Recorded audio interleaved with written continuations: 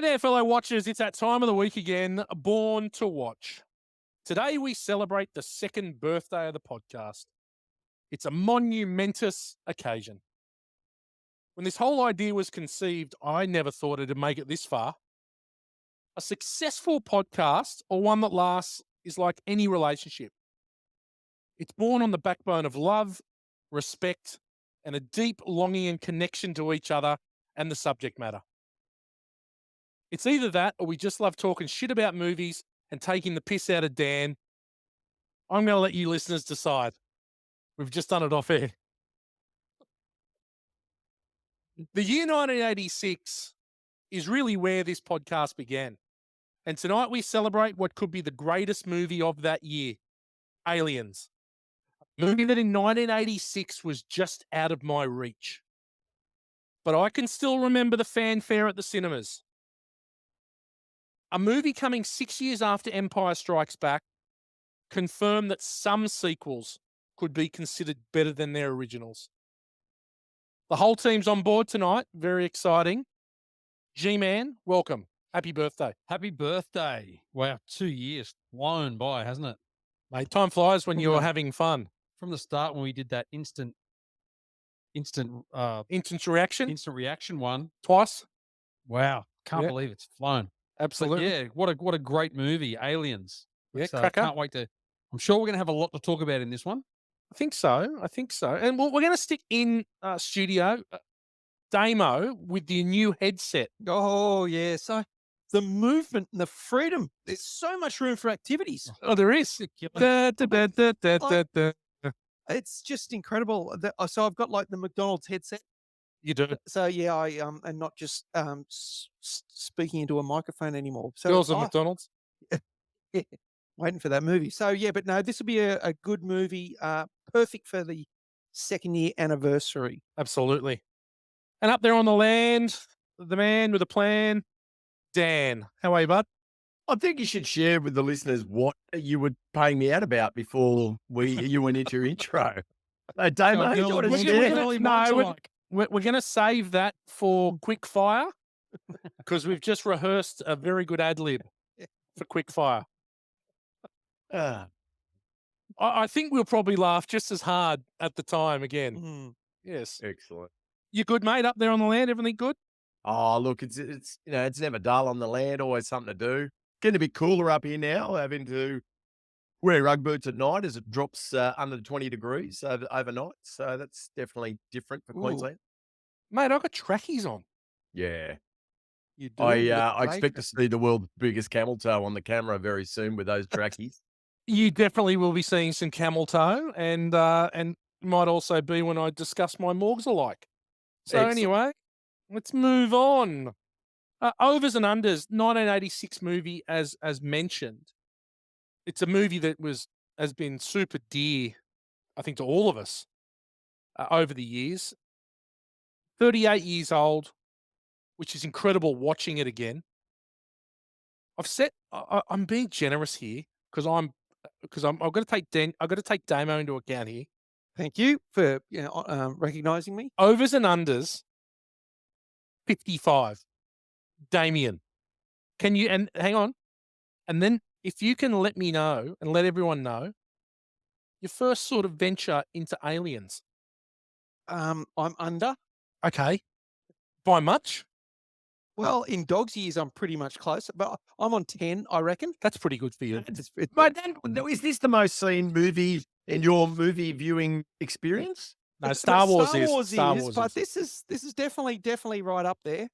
And I cannot remember if I saw it at the movies. I'm pretty You would have sure been I old must enough have. to see it Oh at yeah, the movies. yeah, I was. But I was just so happy to finally see like a horror type movie where the protagonists actually had some guns and whatever to actually defend themselves. It wasn't always, you normally see. She wasn't helpless. Yeah, that's right. It was like, oh yeah, awesome. There's some backup here. This is really cool. So I just remember thinking that the first time I saw it, but I cannot remember where the hell I was. Okay. G-Man. The first time I saw this, I'm going to go with it was Woodward Street. Now, I'm gonna pull you up on this, Gow, because I'm gonna tell you the first time you saw this movie. Okay. So give me your overs and unders. Oh, it's really tough because we watched this a lot in the 80s, quite a bit in the 90s. I reckon somewhere between 60 and 70. Yep. I would be. Okay. Somewhere between 60 and 70. Yep. Nice. Now, where did we watch it first? Okay. So let me get to that. So I'm going to cover Gow's first watching of Aliens when I cover my first watching. G-Man, Dan, what about you? I know this movie is probably one of the 5 VHSs that you in owned. rotation. Yep. This was actually in that top 5 that blows out every week. But no, this was in.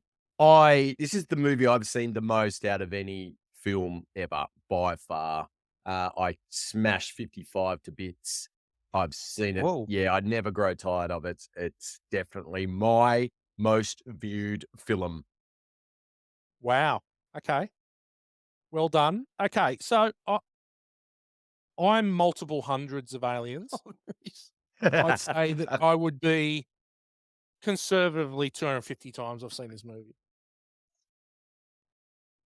Now, this movie, Aliens, was the movie that started it all with my obsession with collecting physical media. This is the first movie that I pirated, right? The very first one.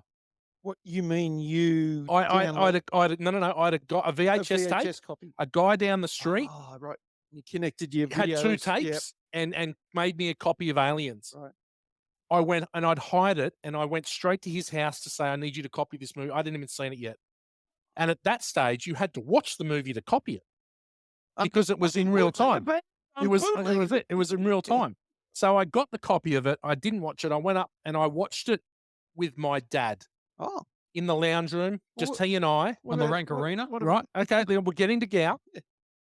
So we watched it. Would have been like a Wednesday or a Thursday. I've watched it with my dad in the lounge room. And I'm assuming the movie, whilst it was an 86 release, probably didn't get released probably until late 87 or 88 on VHS. Like they took ages to come out on VHS, right? So I remember watching it. Then that weekend at my house, we had a bit of a get together with like the Gowans and the Wiltons. okay. It was a Saturday night. 3 mats. That's it. So it was a Saturday. So my parents and all the parents, and we had a bit of a barbecue. Yeah. And now I think back in the time, it might have been a bit of hit sleeper dud and swinger, but it wasn't. And I do remember that we were all sitting around in my lounge room and we had quite a substantially big Mitsubishi TV. My dad was always pretty proud of his AV stuff. And as about 12 of us, kids and parents, sat and watched Aliens. Wow. On a Saturday night. That's awesome. Yeah, on a Saturday night. Now, yeah, that's the bootleg copy. I'm assuming that's the first time you would have watched it. Oh, it would have been, mate. I don't. I struggle to remember. I remember watching it 1,000 times at Morgan's. Exactly, and I agree with that. Now, the reason I remember that specifically is that there's the bit where Ferro says, coming around for a 709er, and I remember Alan Gowan saying, "That's the 21st century equivalent," right? And me losing my shit. Oh, he's a car. Right? Losing my shit. All of 12 or 13.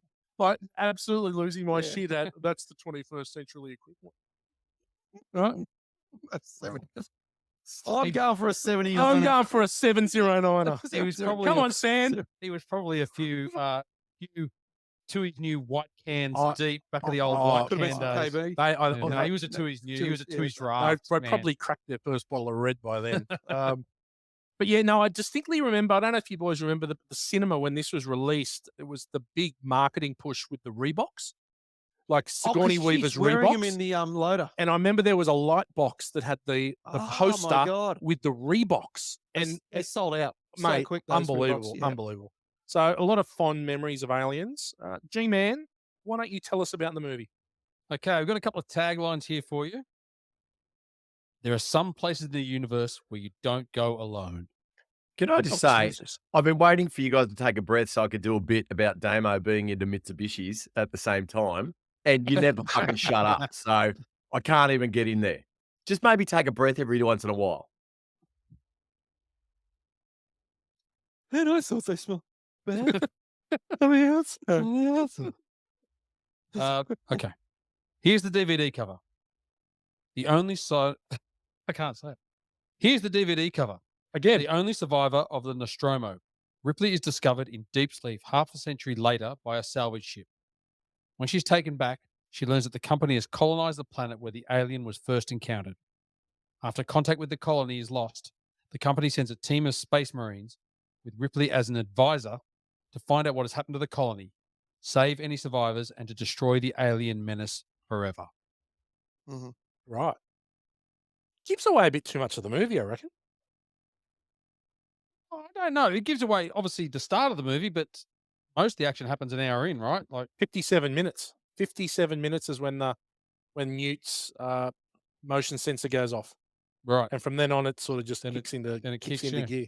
I find, again, with this one, it was similar with a lot of these we've watched.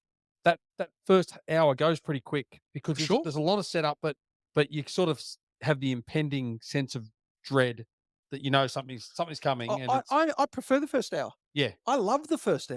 There's so much character involved in that yeah, first Yeah. I hour. love that first hour. Yeah. I'm not surprised. Yeah. Yeah, I'm not surprised. There we go. Pretty good trailer. Freaking awesome trailer. How good's the music? Oh, unbelievably good. Do you think they give too much away with the alien Well, they queen? showed the queen at the end. I think the trailer might have been better holding the queen. I noticed they didn't show a lot of alien stuff. Like you couldn't see it No, that well, which was good. But I wouldn't have shown the queen at the end there. no. I think showing the queen gives way too much. maybe they just glimpse that so that It's everyone knows, because you see there's a lot of action. You know, it's going to be an action movie. Maybe they just throw that out there so that everyone gets an idea of Make sure you go and watch it. yeah, gets an idea of what they're up against. Yeah, I still think keep the queen, keep it in the hand. What do you reckon, Dad? How good were the songs of 1986? Just Morgs, that's so coincidental because I actually copied a whole heap of songs. Same. From I did the 1986. Australian charts, Oh, man. not the international one. But just let me go through this. This is by sales, the top 20 songs in Australia of that year. So You're the Voice, Johnny Farnham was number one. So yeah, we're What a going song. ham, obviously. Then Into Billy Ocean, we've done When the Going Gets Tough, the Tough Get Going several times on the pod, so we won't go there. Number 3, and before her time, and with a big future ahead of her, Samantha Fox. Touch Oh, me, touch me, touch me. I want to feel your I body. want to feel your body. Body. Your body next to mine. No, she had good norks too. I Touch I me, just- I I never just noticed watched it. it. Never Now. noticed it. Yeah, that's the big future ahead of her, don't I know. never noticed it. Yeah. But look, there's heaps of good songs on here. Fergal Sharkey. Oh, a good heart. Heart these days is Yeah. hard to find. Eagle. He was not an attractive man. You little thief. Is No, that he's the a bit same of a mobs Yeah. like old Fergal Oh, Sharkey. Fergal. His nose was like smashed across his face. Like, Remember Dave Some- Shark oh, Yeah. yeah. called him Fergal? Yep. I won't go through them all, but Bronski Beat. Hit that perfect beat, boy. Beat boy. boy. Were they the two that were? No, that was Bros that was Bros. accused of That was, having Matt a and Luke Boss. all of each other's. Semen pumping. Yeah, that was a nasty rumor. But my favourite by Come- far in the charts, G. I don't know. I'll let you rebuttal, G-Man, but my favourite has got to be by the Aussie band Wah Wah Nee, Oh, Oh, cracking. no, stop right there. Stimulation. Stop Now, right what there. a track! I went to school with them. Paul Gray. Stop it. Yeah, they went to my school. They Like- went to Chatswood. What's he? Gotti boys. Yes, Sir Pius College. Yes, the two Gray brothers. No one. One of them was about 3 years older than me, and the main guy who's now dead, he was probably about 5, 6 years older than me. Oh yeah, mate, that's me. What That's an what we- actual That's the cultural sort of hub shit that was we Chatswood. become- That's right. Yeah. This is why you do what you do now. Yeah.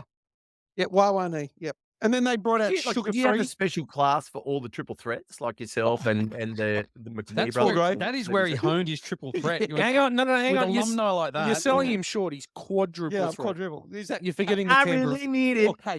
stimulation. What a weird What if- song, man. What a Yeah. weird name. Wah Wah Nee.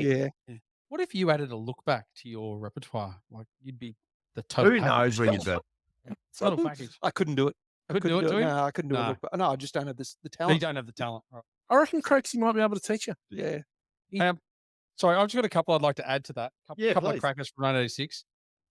One was on the radio the other day up here in the Gold Coast because that's how it rolls. New release. New release. Mr. Mister. With Take no, with Curie. Oh,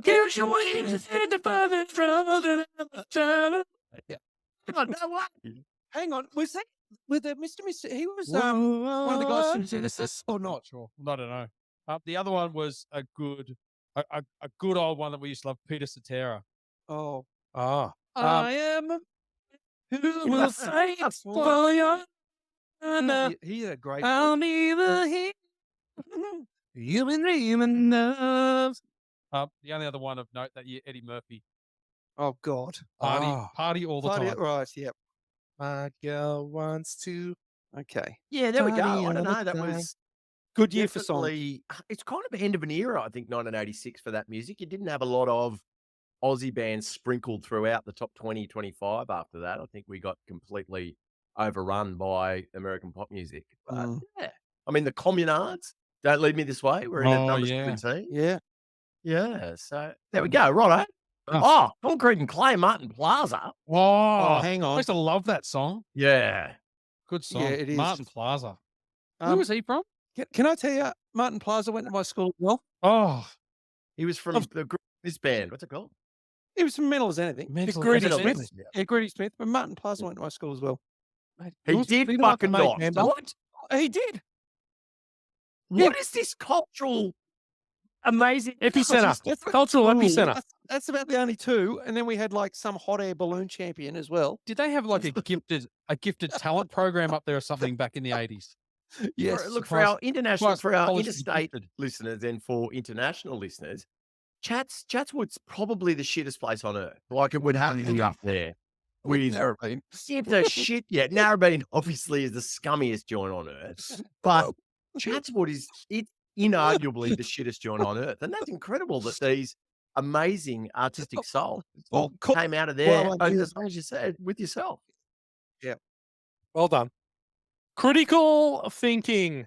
IMDb rates Aliens 8.4 out of 10, and it is number 69 in the top 250. 709. 709er. Certified fresh 98% on the tomato meter with a 94% audience score. Right. That seems Highly. high. I still have no idea what it is, but that Yeah. seems higher than other times you've mentioned it. Yes, it is high, very high for a double bang, especially because it actually Alien rates 8.5 on IMDb. This rates Controversial. 8.4. Yep. And it's going to be a Controversial. controversial take that I'm sure we'll go through the rest of the podcast. Now, couple reviews here. We couldn't have our second birthday celebration Oh, without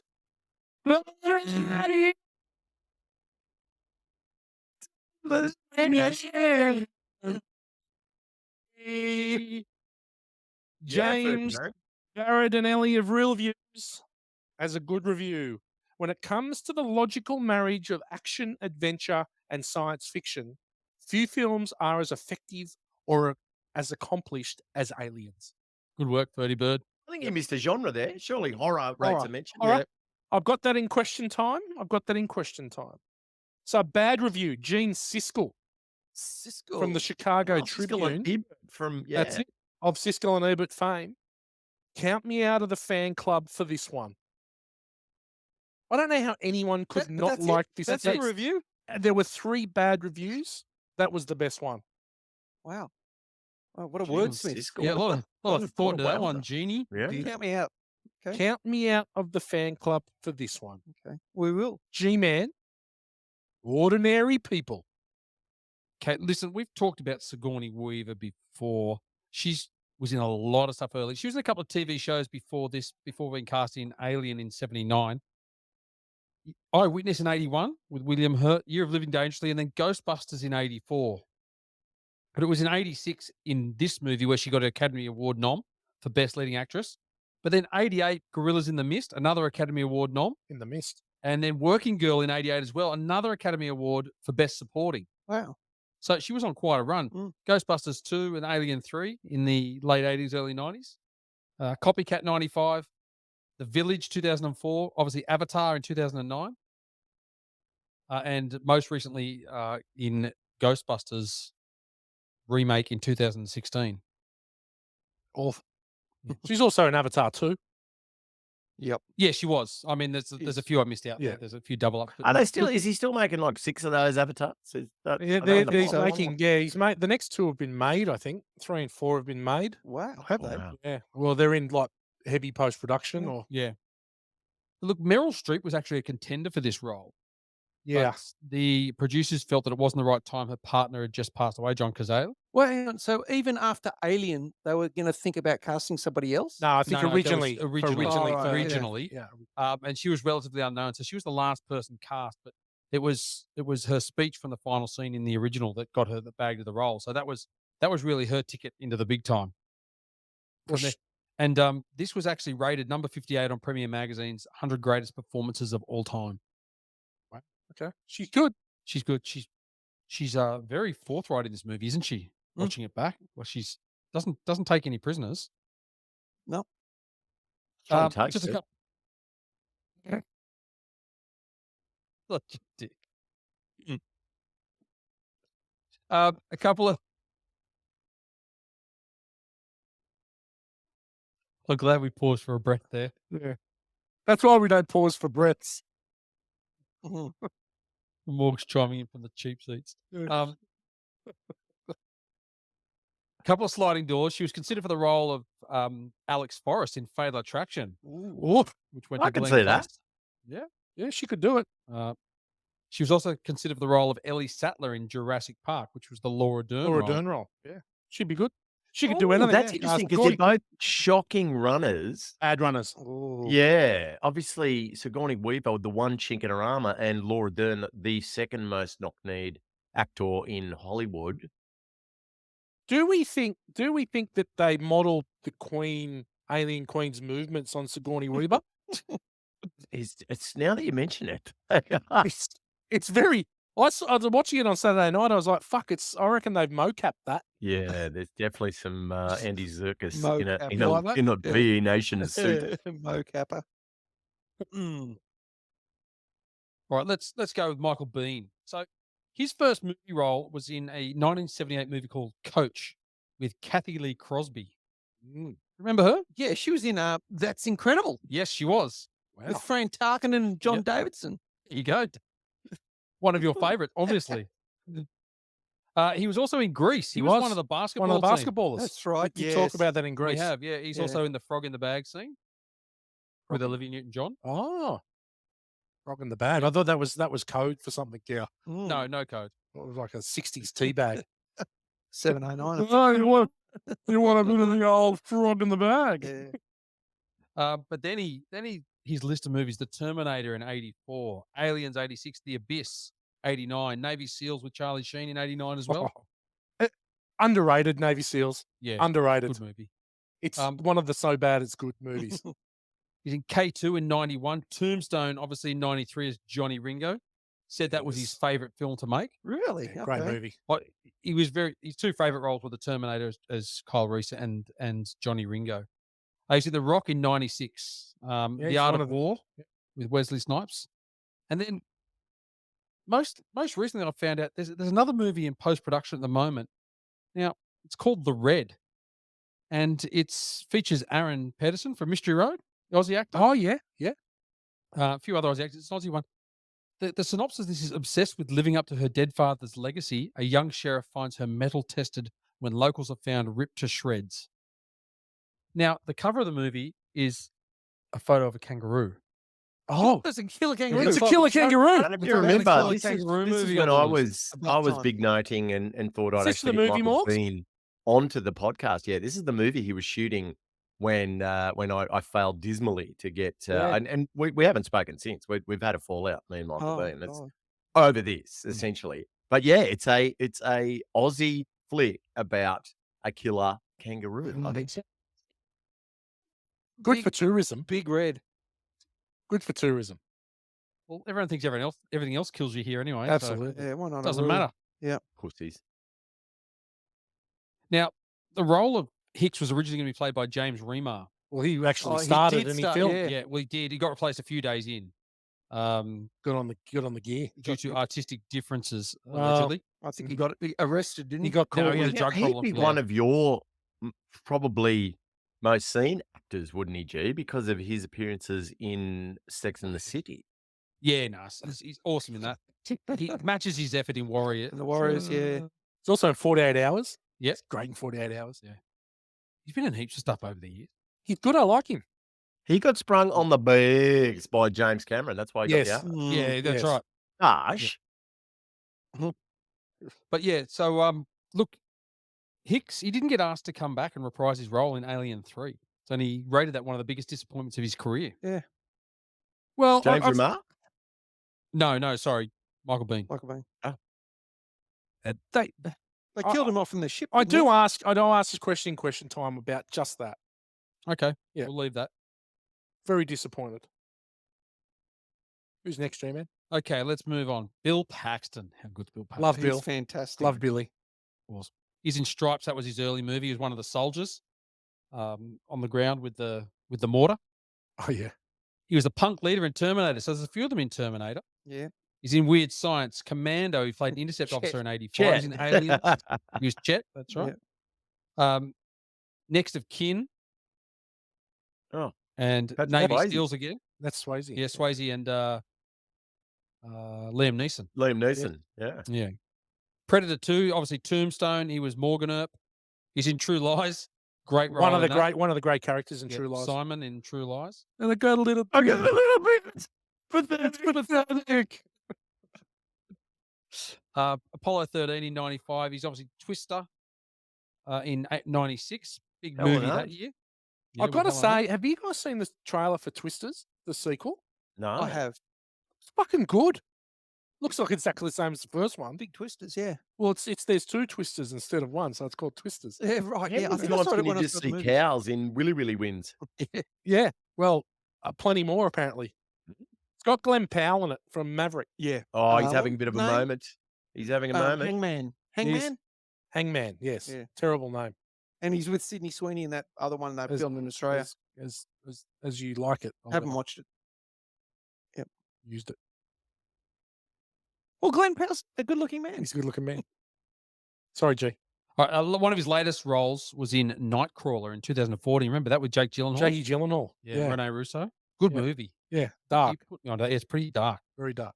He passed away sadly in 2017. I think he's the only man to be killed by a Terminator, a Predator, and an alien. Yep. That's impressive. Yeah. Did So you get into that big three. Mormon TV show he was in? Big Big Love. Yeah, Big Love. he was in Big Love. He did. Really good. Oh, Really good. he rooted Jenny Triple Blurter. Yes, he did. And Chloe Who Sevigny. hasn't?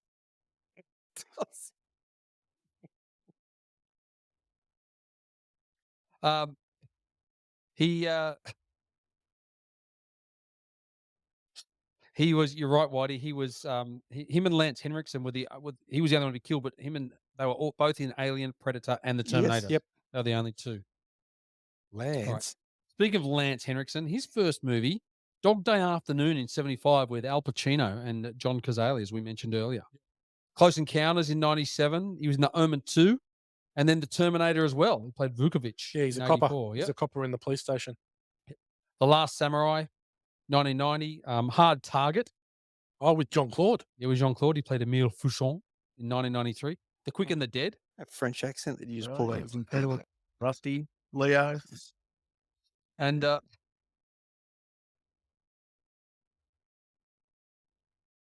Sorry. This is a hit where I'm really tickled. He's not even wearing a beret. copying a paste. No, And Alien vs. Predator 2004. And just quickly, let's get a couple of quick ones. Paul Reiser, Beverly Hills Cop, Jeffrey. He's good in that. I'm not listening to you, Jeffrey. This is not my office. I fucking hate him in this movie. I loved him in this movie. Oh, you would. It's your fucking obsession with bad guys. Because he's such a dickhead. I fucking hate his guts. Him and his shit upturned collar. Oh, Pop. he was in Mad About You. Obviously, starred in that. That was a Yeah. big, Massive. big show for him. Yep. His Concussion 2015 as Dr. Perlman, and in Stranger Things as Dr. Sam Owens That's right. He's too. in Stranger Things. Is Yeah. he? He's in It's Whiplash. easy. He's old mate's dad in Whiplash. That's right. He is too. He's Miles Teller's Yep. dad. Yeah, Mm. he is too. And the other one I just had quickly is Jeanette Goldstein. That's Vasquez. That was Yes. her first role in this movie. She's awesome. Now, I didn't realize that was her in Terminator 2 as Yeah, well. she's the mum. Oh, She's I- the mum. I that know. gets the Stepmom. ice pick through their head. Yeah, is that? Yeah, That's her. She's the stepmom. Janelle. with Yeah. longer. You just don't even Yeah, recognize don't her. recognize her. She's also in Lethal Weapon 2. Yeah, she's one of the coppers. She's the one Yep. that gets blown up on the springboard. Yep. What? Yep. Is that- Megan That's Shapiro. Jeanette Goldstein. Yeah. She's in the Jeez. Presidio as well. Yeah. Anyway, we'll cut it there because there's such a. Has she ever been They're squad mistaken brothers. for a man? No, have you? One of the best lines in the movie. Yeah. Well done, G-Man. Yeah, the cast is long and That's deep, massive. just Yeah. like Gow himself. Mm. 19. What about? Hang on. Oh. Let's not disregard. It was nominated for several awards, but it did win 2 Academy Awards. Yeah. Obviously, okay. Sigourney was nominated for Best Actress, but it did win Best Effects and Visual and Best Effects Sound. Yes. So pretty good for a science fiction horror action. Well, it was, Yeah. mate. It was the third highest grossing of that year, 183 million, right behind Top Gun and Crocodile Dundee. Big competition. Yeah. Platoon at 4, Star Trek 4 at number 5. Good year, 86. Yeah, there's a lot. Good year, of 80. the ones Good- which we'll Best get year to. of cinema, Dan. Oh, yeah, like all your other best year cinemas. Excellent. Thank you. Okay. Well done, G-Man. 1986 hit Sleeper, Dud, and Swinger. G-Man, you got the hit. What do you got? Well, I said to you guys earlier, we've been through and all those great movies are in there. So I won't go through in case there are any on your list, but we have touched on this before. I've gone this time for my hit as The Color of Money. Okay. Good choice. Yep. Paul Newman, Tom Cruise, Mary Elizabeth Mastrantonio. Mary Elizabeth Mastrantonio. Easy for me to say. Yeah. Yeah, cracker of a movie. God, I haven't seen that in a long time, but I watched it a lot. His when we were hair is younger. terrible though, isn't it? Look at Oh, that. look Look at at that Vince. do. So Vince. good. That's a heck of a do. Vince. Yeah. How good's the shirt with your name on it? This is a big Dan movie. I reckon Dan introduced me to The Color of Money. Yeah. Scorsese, big Morgs movie. Yeah, Morgs rated himself as a bit of a pool player He back in the did. day. Was it a sequel to The Hustler? To The Hustler, Yeah. yes. Well, Newman reprised his role as Yeah. Fast Eddie Felson. I think I had a Vince shirt at the time too. Ooh, I'd say he probably did. I'd say Yeah. you would have. Yeah, well done. Okay, Damo, you've got The Sleeper. What do you got? Yes, I've got a movie. I'll give you a quick clue. Main star in Family Ties. Oh, it's Teen Wolf. Oh. No, the main star in Family Ties. The main star. Yeah, Meredith Baxter Burney. No, the main one. Mark Price, Skippy Handelman. Oh, right, of Hang on. course. Sorry, of course. Skippy Handelman. Yeah, so he's in a. baby. Oh, here we go. Someone was waiting for someone to sing it. We do, baby. Da-da-da-da. Yes. So it's called Trick or Treat. Do you know the movie? Sammy Kerr is the rock star that he idolizes. He's got Mark Price has got the full mullet. He's a full metal head. Sammy Kerr is his legend. He's probably like an Ozzy Osbourne. And in saying that, Ozzy Osbourne is in the movie. Ozzy Osbourne's the Reverend who's against anything to do with heavy metal and satanic lyrics. But it's a horror where Sammy Kerr dies in a hotel fire, and then Mark Price gets the last record. It was demo, and he plays it backwards. Oh, And and he can communicate with Sammy. And Mark Price uses it to get back at the jocks that pick on him at school. One of them being Doug Savant from Melrose Yeah, Place. from Melrose yeah, Place. yeah, Yeah. yeah. Matt. Matt. Yep, yeah. Matt. Yep. And then but it gets a bit out of control. He starts really injuring these people. So then Skippy's trying to stop it all. And Sammy Kerr comes back to life through the speakers and goes on a rampage. This sounds eerily familiar to I Come in Peace or whatever. Oh yeah, it's ridiculous another good movie. one. Will fucking Gene Simmons in this as Yeah, well. Gene Simmons is the DJ who gives him the record. It's a cracker movie. It's well, I'm gonna have to watch it. Now. I'm Very, gonna have to very- download and watch it. very 80s. Get some boobs in it too. Like it. Um, Sold. Yeah, Stop talking. Sold. trick or treat. Sold. Okay, I've got the dud, and I'm going with Psycho 3. Oh yeah. Norman Bates falls in love with a fallen nun who stays at the Bates Motel alongside a drifter and a curious reporter. Meanwhile, Mother is still watching. Now, Oh, how? obviously, the original Psycho is all time. Yeah. One of the greatest movies of all time, right? Changed movies forever at that time. Surprisingly, the sequel Psycho 2 isn't bad. Yep. It is not bad. This one is a tragedy. And from here on, they they- just go How into many more they make? they make Yeah. a few, make Yeah. a few, and it sort of goes into that high camp.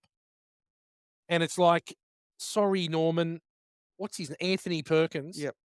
Get another job, mate. That's all he did. Get another Anthony job. Perkins. That's all he did. He was done once he did that, wasn't he? He was never getting away from Well, it. he did. The only other movie I remember seeing him in is I think he's on Murder on the Orient Express, the original, which was after the original Psycho, like in the 70s, the one in the 70s. But yeah, Psycho 3 to be avoided at all costs. Daniel, you've got a swinger. What have you got? I'd take the piss out of you about 1986, but you are right. It's very deep in excellent flicks. And we have spoken about 1986 a couple of times previously, but I don't think we've mentioned a film that tried to make our own Aussie Brian Brown a star, and that is FX. Oh, and yes. Mate, excellent movie. FX is underrated. It's a good flick. And Brian Brown runs his Aussie ochre voice and does not try to tone it down a bit and plays against Brian Dennehy, who is excellent. And yeah, look, if you haven't seen it, I haven't seen it in a long time, highly recommended that you go back and check it out again. FX had a couple of sequels, one sequel at least, which wasn't Yeah, too bad. FX2. but FX2. Well, okay. So Dan, I spoke about FX2 on Last Boy did. Scout. Yeah, we did. Where that was my sleeper in the there Last you Boy go. Scout Okay. episode. Yeah, FX2. I don't mind both of them. They're great movies. They're exactly the same movie. They're True. essentially the same movie. But I said exactly what you said, Dan. I said he's never hit his Australian accent. He's a fucking superstar, Brian Brown. Yeah. And he married an absolute 12 out of 10. Yeah, Yeah. it's Rachel Ward. Rachel Ward. Yeah. I'll tell you another good Beautiful. Aussie movie that Stunning, year was stunning Fortress, which lady, you yeah. talked about before. That's got Rachel Ward in it. Yep. And that is Rachel Ward excellent. in it. Sean Garlick. Rebecca Sean- Regan and But Ashley she also Kenny. got a push. Like they were two that really Yeah. leapt out of the Australian film industry and were embraced internationally. And they really had a big crack at Brian Brown. And he's shown up in cameos after that. But I mean, in bigger flicks and international Coughlin's productions, Law. but Coghlan's Law. never unfortunately got the momentum enough to making the star I'm sure he could have been. But a stalwart of Aussie cinema, and turned up in that recent Netflix adaptation of Boy Meets Universe.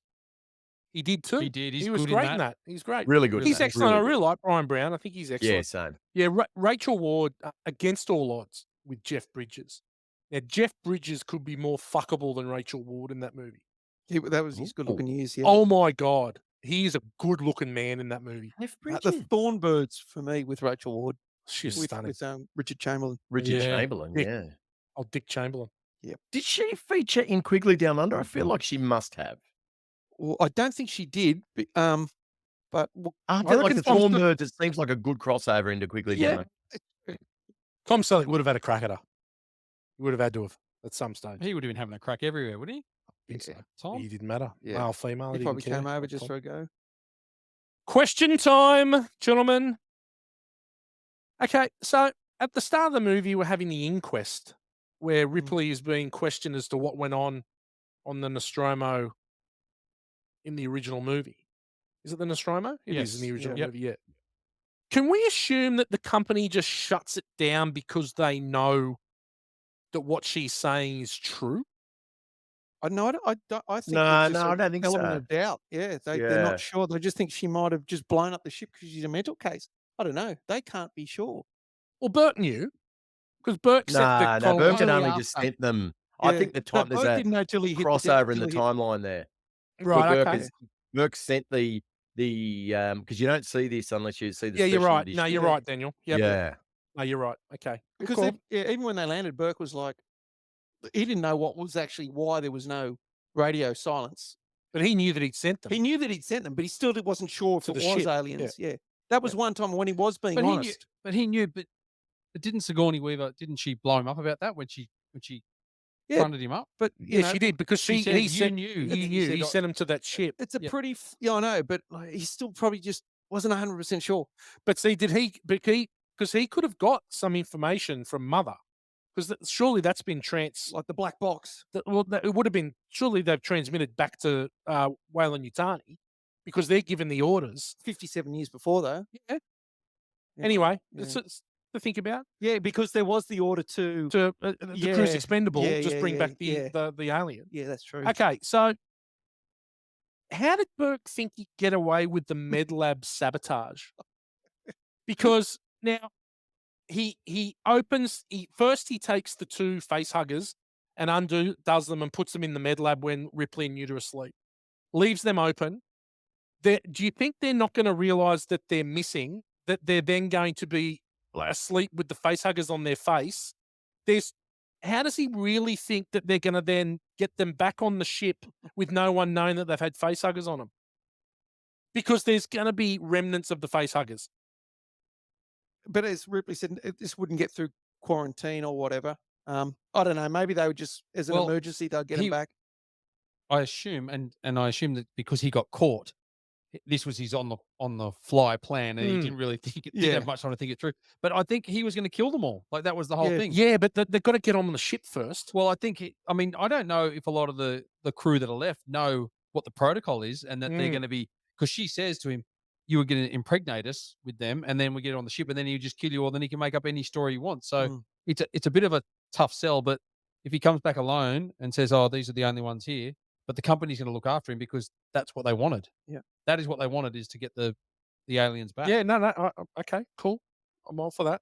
Sorry, before you go on, can I just go back to Burke Carter J and the inquest? Yeah. The price of the Nostromo astounded me. 43 million adjusted dollars. Yes, pretty cheap. Cheap. They must have had some quantum leaps or the bubble burst for vehicles, because if you try and buy a Boeing 737 MAX 7 these days, you're up for $99.7 million, maybe even 100 mil. Like, I reckon that's an absolute bargain. We could put together a syndicate and buy the fucking Nostromo. Yep, Definitely. Let's do it. We can be space refinerers. Yep. Yeah, They are. I'd be jet. Okay.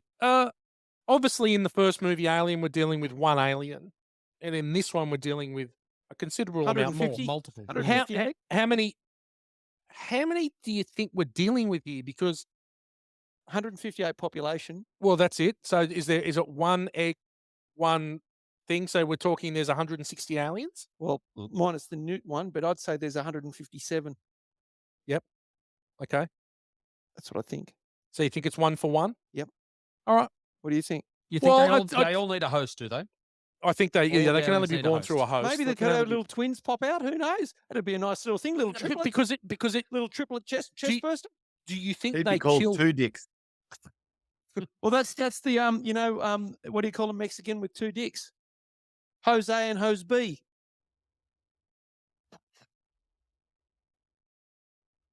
It doesn't look like she kills 160 aliens. Doesn't look like they kill 160 aliens. Okay, in a single line, this is for each of us. I'm going to start with you, G-Man. Actually, no, I'm going to start with Dan on the land. In a single line, tell me why Aliens is a better film than Alien. Now, you don't have to believe it. You need to make an argument. The stakes are higher. The character development is better. Good. Damo. The humor. I'm laughing my head off in this movie. Great.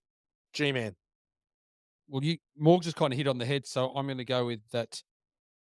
There's more action. It's a faster story or a quicker story than the first one. The first one's very, very slow. Yep.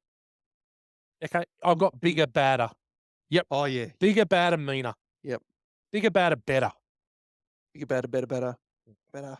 There we go. Hey, better. Okay, so James Cameron obviously has made a few movies, and not as many as he probably should have, because he obviously got obsessed by Titanic and made a heap of And Avatar. of documentaries, and now is just making Avatar till he dies. Is Aliens his best movie? Now, here's the list: Piranha 2, Terminator, T2, True Lies, Abyss, Titanic, Avatars. Is Aliens his best movie? Hands down, it is for me. G-Man? I think it is. It's right up there with Terminator for me. I really like the both of them. Daniel? I think it's out of those two. Best. Easily the best. Yeah, I agree. It's the best. It's that and T2 for me. I'd put T2 about 5 or 6 back. Really? Do you think, now we mentioned this earlier, do you think the Alien 3 narrative took advantage of the saving characters survive? Do you think the Alien 3 narrative took advantage of the surviving characters? Absolutely not. It was Why a would you reset, wasn't it? why would you kill them off? Was that production interference? Because Fincher wanted to do something differently, didn't he? No, I think he wanted to kill them off. Did he? I think he wanted to kill them off. But I don't know why you'd want to kill off Michael Biehn. I don't know why you want to kill off. You built. We are so heavily invested in the three of them. The cat. Well, fuck Jonesy. I think it's just such a disservice, especially to Hicks. I don't know why. Yeah. I really think that the dynamic between the two of them was really good between Hicks and Ripley, and that built throughout the movie. I thought it was one of the best I parts. thought Of they're it. going to get married. It's not like we're engaged. Mrs. Hicks. Mrs. Hicks. I haven't okay. enjoyed an Alien film post Aliens. I don't think any of them are any chop. I've been AVP. let down by all of them. The Prometheus, all the all the subsequent ones that came in with so much hype, and they were going to tell us all the backstory and link it in and show us exactly what and how those the origin was of both the aliens and the big white dudes with the bald heads that hadn't that started off and that sat in the gunner in the original Alien spaceship. But I've walked away and gone, whatever. I'll go with you. I'll go with you, Morgan, that because I haven't actually seen a movie, any of them, after Aliens 3. No. So you guys took me to Aliens 3, and there was a bit of froth about it. Obviously, it was following up Aliens. So, and we watched that, and I was like, it's not bad, but again. So have you not seen Prometheus? You're not seen Alien Covenant? Number 4 when she's Alien vs. Predator, pregnant. none of that them. one. Yeah, Resurrection. Yeah, that's it. Maybe I've seen parts of Resurrection. So the new Fede Alvarez movie, which comes out, actually it's in August, I think. Alien Romulus. James Cameron's seen it and has given it a thumbs up. The trailer looks really good. Okay. I'm interested to see it. I'm going to go to the movies and see that. I think it's someone different. I think Ridley Scott really dropped the fucking ball with Prometheus and Covenant. Yeah. Really dropped the ball. Yeah. Should have let Neil Blomkamp do his Alien 3, which was supposed to be a direct sequel to Aliens. Yeah, well, Aliens was a direct sequel to Alien. Yeah. And then Alien 3 was, reset. A departure. Yeah. It was a departure. Okay, last one, very quick one. Now, this movie bleeds into quite a few genres. So, action, horror, science fiction, Love story. romance. So we'll start with you, Dan. If you use those three genres, action, horror, sci-fi, in what order do you put them in?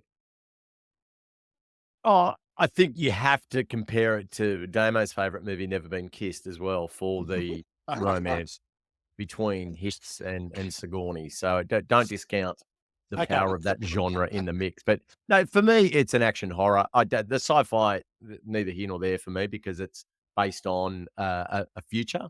So it doesn't necessarily create a world that isn't, I mean, I don't want to say plausible, but that we can envisage such a world, I guess, that is based on us as a human race, with the aliens that are discovered by the team. I mean, they talk about the Arturian, getting a bit of Arturian poontang. So aliens obviously feature in their world, but they don't really talk much about it other than they rooted them. And they weren't sure if it was a dude or not. But yeah, Correct. Frosty's he's a mad C. He's up for anything, old Frosty. For me, it's always been action horror. And then sci-fi after that. Okay. Damo? Yes, I'll be action horror sci-fi. G-Man? Yeah, action horror sci-fi. Yeah, it's 4 from 4 here. All agreed. Well done. Okay. Born to Watch OnlyFans. Now, we released the new website, which is crushing it. I had a look. I got on the line and had a look. Yep. What do you think? Yeah. Okay. You've done a great job. Incredible. Yeah. Looks pretty good.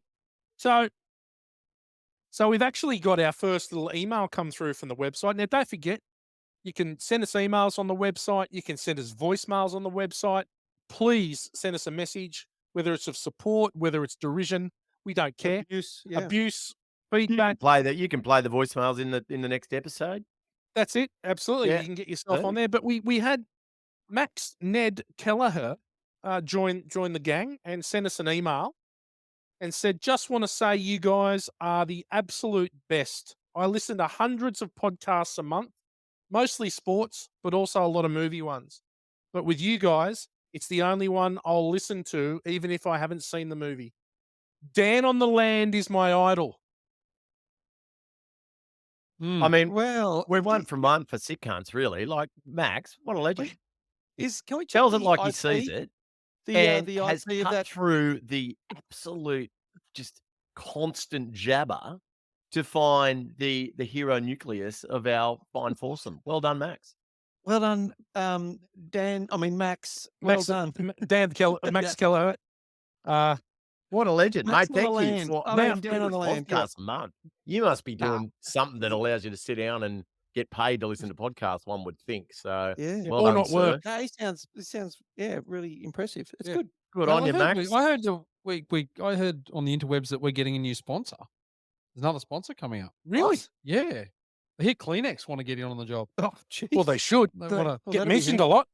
They do get a They lot of do. mentions. No, after last week, why did they thought you get a personal sponsorship out of it? What was he talking about? Oh, I cried. Oh, Did you cry last week? Oh, cried in that's right, Con you Air. big snook. cried at the end of Con Air. Gowd ripped into me. You didn't, did you? I did. I cried. What, on the podcast? No. Watching the movie, and Megan caught me. She walked down the stairs, Oh my god. and she caught mate. I was not well. Yeah. I was a little bit broken, Yes. and I was a blubbering mess Radio. when Nick Cage and his daughter get Oh, together at the end. right. Yeah, okay, fair Yeah, enough. yeah. Thank you, You can Damo. relate, yeah. Thank you, Damo. Is it sad though? I still don't know. Really No, it is sad, but not in the way that I think it is. Right? It's very sad. Boys, I've got a surprise for you. A little birthday present for us. Now, we all love aliens. Yeah. Let's just get that out. Premature adulate about the movie. We all know that. Matty Beer Geek's already said it's 1,000 out of 10. Yeah, he's a Right? good judge of character, that Now, West Australian piss cat. there is a new crowd-funded alien documentary called Aliens Expanded, It's on Plex. which is coming soon. Is it on Plex? Not soon. That's Superior Firepower. Oh, right. I thought I saw So there is a something new one, and this has got James. There's James Cameron, Sigourney Weaver, like that. Okay. a lot of the main cast. Michael Bean Bill have been Paxton. interviewed. Not Billy. What you could do is you could become a contributing producer to the movie and get your name in the credits. What?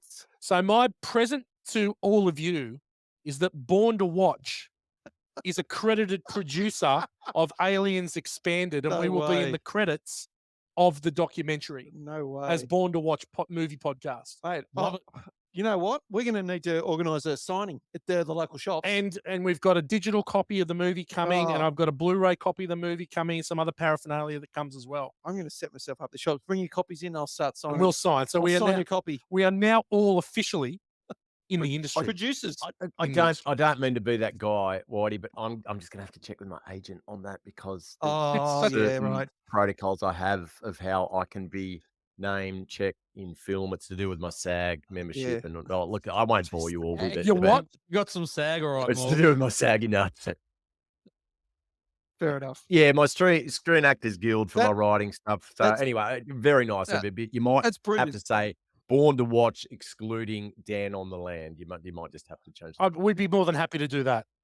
But Fantastic. still, Morgs, will you be able to help us out and guide us through the process here? Because we're obviously newcomers, and you're a Mm. Oh, well, time that's it. I mean, you're a we grizzled don't veteran. often get to that because we're too busy talking about how we're crying when Nick Cage is handing a bunny. How do I How long's the credits going to get be? through life without you? Okay, the gauge roads. Good, the bad, and the ugly. Now, there's nothing hazy about this podcast, G-Man, especially about this movie. How's the hazy as going? It's empty, isn't it? It's gone. Love it. Love the hazy as. No, actually, Over the weekend, I had I love my hazy, but I had a bit of a swing to the single fin. Did you? Love a single fin. Yeah, Morgs is ahead of his time on that. Swingle fin. A swingle fin, yeah. Love the single fin. Great tasting beer. Damo, got a case of beer for you out the back here before you go. Take home with you. The distribution channels are up the shit. I might add. Mate, I've got an allocation for you up here on the sunny coast. Just, So just it's like whenever you come it up. goes to it's gone down some sinkhole somewhere. That's fine. I got some out the back for you, mate. Okay, Some out the back for you. well, bloody Thank you, Gage Roads. Thank you, Gage Roads. Very, very good piss.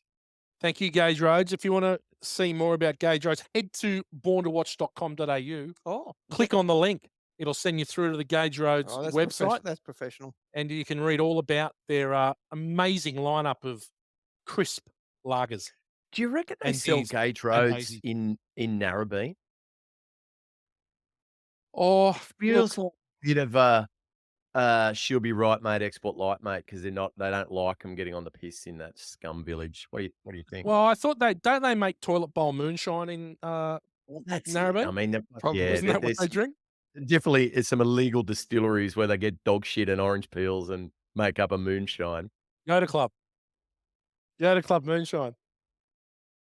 Okay, the good, the bad, the ugly. We're going to start with Damo for the good. Take it away. It's too much. Yeah. I'm going to go right at the very beginning. There's that harpoon gun stuck in the door. Amazing. Like bang, straight off. Amazing. You go, wow, brilliant. The motion tracker. Yeah. The noise. What? Yeah. It's not a device to find aliens. It's a device to build suspense. Mm-hmm. And holy shit, it worked perfectly. But I could just go through the Marines, every single one of them. This is how you you know them, don't you? This is how you build character without exposition. Mate, Apone. Apone Yeah. is awesome. How good is Apone? Legend. Like I just and that cigar would have been soaking wet. Definitely. He sucked and chewed the shit out of Apone. Hicks, you could talk about Hicks. You could talk about Hudson. Talk about Frost. What about Vasquez, Wisbesky? What about Wisbelski? Wisbowski. Everyone, like you just the character development was incredible. But Was it Brooks? Who's the Crow? No, the guy that gets acid in the face. Drake. Drake. Yeah, Drake. He was Boggs. Yeah, he was Yeah, he was Boggs Boggs. in Shawshank Oh, Redemption. Shawshank, yeah. I was just looking in the very, movie going, very where do I different. know you from? Yeah. But Gorman, like he's Yeah. a bit of a character arc. Everyone thought Bishop was going to be a baddie. Bishop's great. It was you just thought, The hang hand on. from old Jimmy Cameron there. That was excellent. Yeah, it just totally threw you off the track. The Bishop was good because he was a bit creepy. Yeah, Like, he had that that's played why- that didn't character know. so So well. he didn't was know. untrustworthy, but yeah. that's why it was brilliant. Obviously, the pulse rifles, like how good are they? The best guns in cinema. That's what I had my good. I love the sound of them. Oh, That Yeah. high pitch, because as soon as you hear it, it just takes you straight back to that movie. Look, I'm not even going to mention Ripley because you'll all mention Ripley. James Horner's score, Yeah. it's just freaking awesome, And with Horrifying, limited- awesome. Oh, with mate, limited he got prep. shafted. Yeah, 6 weeks. yeah, he got absolutely shafted. But that score is awesome. And that's pretty much it. And yeah, you can talk about Ripley Sure, we'll and lay on. whatever. Yeah. G-Man? Just speaking of Bishop, there was actually a scene there when he's in the lab, and he wanted to wear a second pair of contact lenses of a different color to give off a bit of a vibe. And James Cameron actually said no to that because he said, no, you're already playing this creepy enough. Like you already got that creep down pat. Yeah. Otherwise, So that's what they were going for. he then. jokingly yeah. said to him like, you'll be scarier than the aliens. Yeah. Because he just had that He did. unsure. He of just how didn't he's know. gonna do He it. just didn't know. He was quiet, emotionless, Yeah, motionless. Yeah. Emotionless. That's exactly it. poker face. As Damo said, I love the Marines. I loved how they're so gung ho at the start. I've just added to it. I loved how Hicks is a pain in the ass because that just added to Well, the tension. Hudson. Hudson. Hudson, Sorry, yeah. Hicks, Hudson. Hey, I know you get him Yeah. confused. Yeah, He's here. he's Yeah. yeah. That's He was funny. a pain in the ass, but he was freaking awesome. But also, he's got a character arc. oh, He Yeah, does because he absolutely. starts off as the hard guy and then he just turns but all of that when they're trying to figure out what to do and how to sort things out, and he is just a pain in the ass complaining. Yeah. It just adds to it, and you can see Well, where let's he gets- put her in charge. Yeah. Let's send him. Send him. Yeah, to do it. yeah, Bishop, he's just yeah.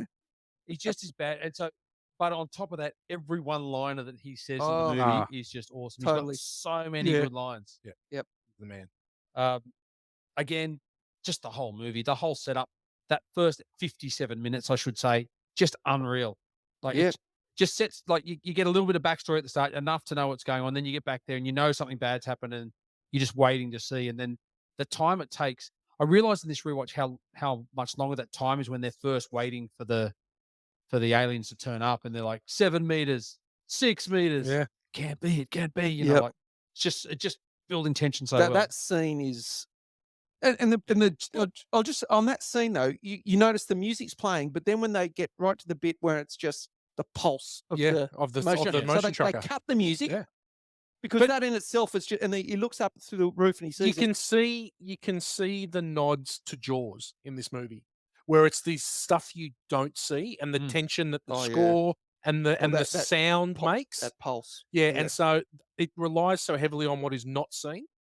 So good. I think that scene's really good where they're saying that, you know, they can't be, they've got to be in the room, and they're standing, and all of a sudden Ripley just stops And looks up, Yeah. and looks up so slowly, and that's when the penny drops And for the your Hicks eyes. gets Like, up oh, there. They're no. fucked. and that yeah, that's what. And then just all hell breaks loose Yeah. from then on. Yeah. G, That's it. Dan, what about you, mate? Yeah, I'm a bit like Damo. I don't want to go on too much, but just suffice to say that I'm stunned by how good the movie looks from 1986. I'll go back and we'll talk about this more in film school too, just on what they've done in subsequent releases to that film to make it look even better, arguably. But for me, I think that when I was thinking about this, and it aligns very much with Alien in that the production design and the skill of the director and the skill of the actors have elevated this beyond a B movie concept and just made it a gripping, suspenseful. I mean, the sound design that Damo touched upon is a huge part of this film, and it is something you can just study the whole way through and enjoy how they've done that. And obviously, the Oscar was very much a reward for an incredible job by that team. But for me, I think it is just how much it holds up for a 38-year-old movie. It is just so good to watch in all of its guises. The original theatrical release, the special edition, which is how James Cameron wanted to release it originally, but the studio fought back, so he had to cut some stuff out. We'll talk about that more a bit later. And then there's been a Blu-ray release and a 4K release as well. I really want to come back to that and talk about the differences and how all of the different versions of the film just give you a different insight into this amazing film. But yeah, incredible. Yeah, my first comment is this movie looks better than 98% of the movies made today. Yep. And 100%. It's all It practical effects. it's all Practical effects. it's all practical. Like the Queen. There is no CGI. The only time that there's matte painting and there's projection.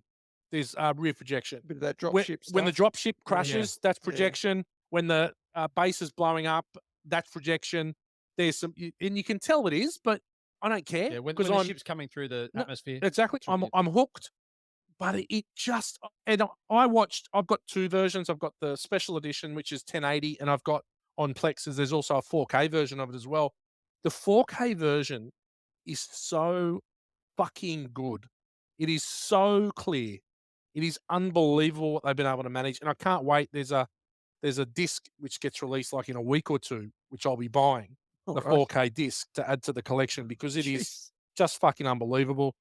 The score, with 6 weeks to make this score and create this score, James Horner did reuse some of his other stuff that he had did it in used. 3, and then Yeah, and like there's a movie called Wolfen in 1983, which I watched about 2 years ago, and it's essentially the Ripley escape.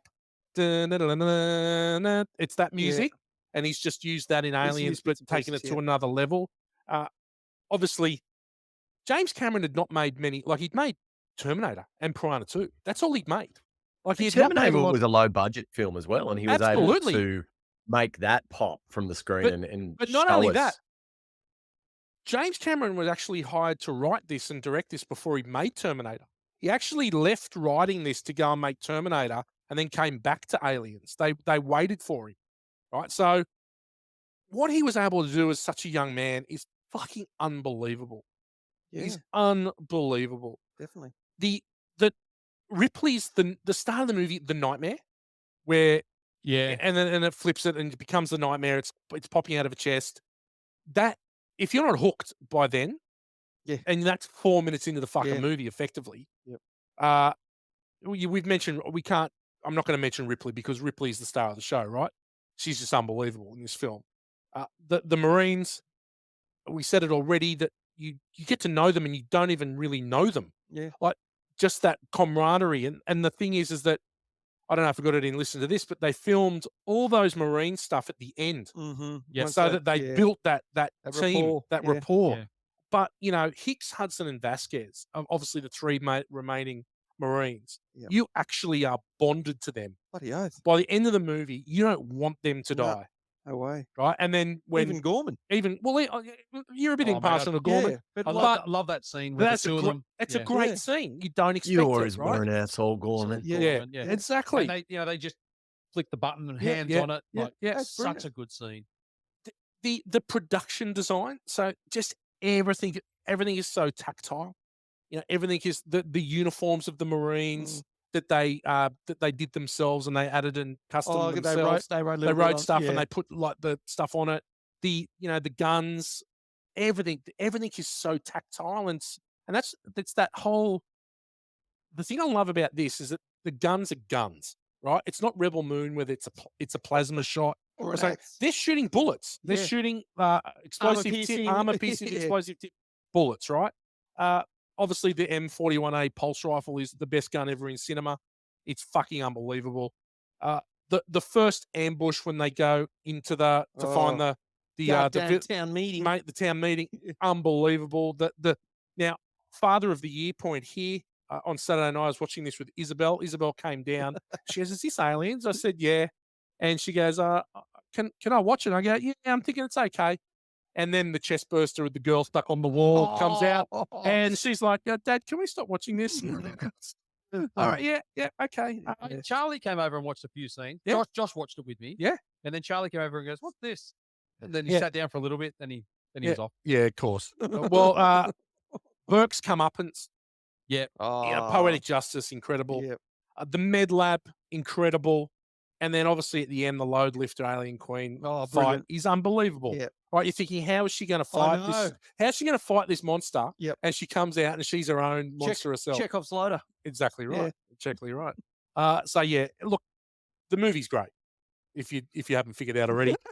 Bad. We'll start with you on the land, Dan. You got anything for bad?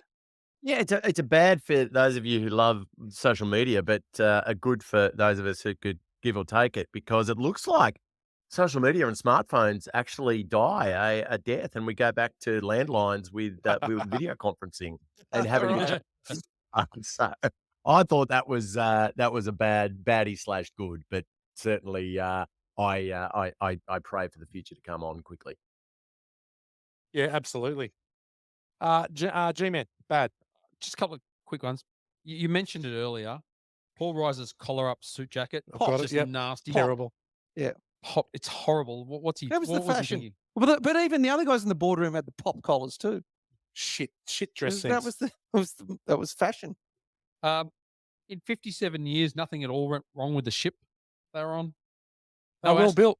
No well asteroid built. fields, no planets, Japanese built. no alarms, Japanese no built. running into anything. Yeah, Japanese built. Yeah. Mitsubishi. Yep. Why would they care about the cost of the ship 57 years later when she's getting blown up? Well, I was like, that's a none good of those point. people would have been there. They would've written like, off dead set 5 Yeah. years after if they hadn't heard of Five it. none of those minutes. people would have 5 been in the minutes. company. Yeah, Yeah, None of those like the people were at business would have company. gone, look, we've wrote that off. We don't know where they are. Yeah. They're lost in space.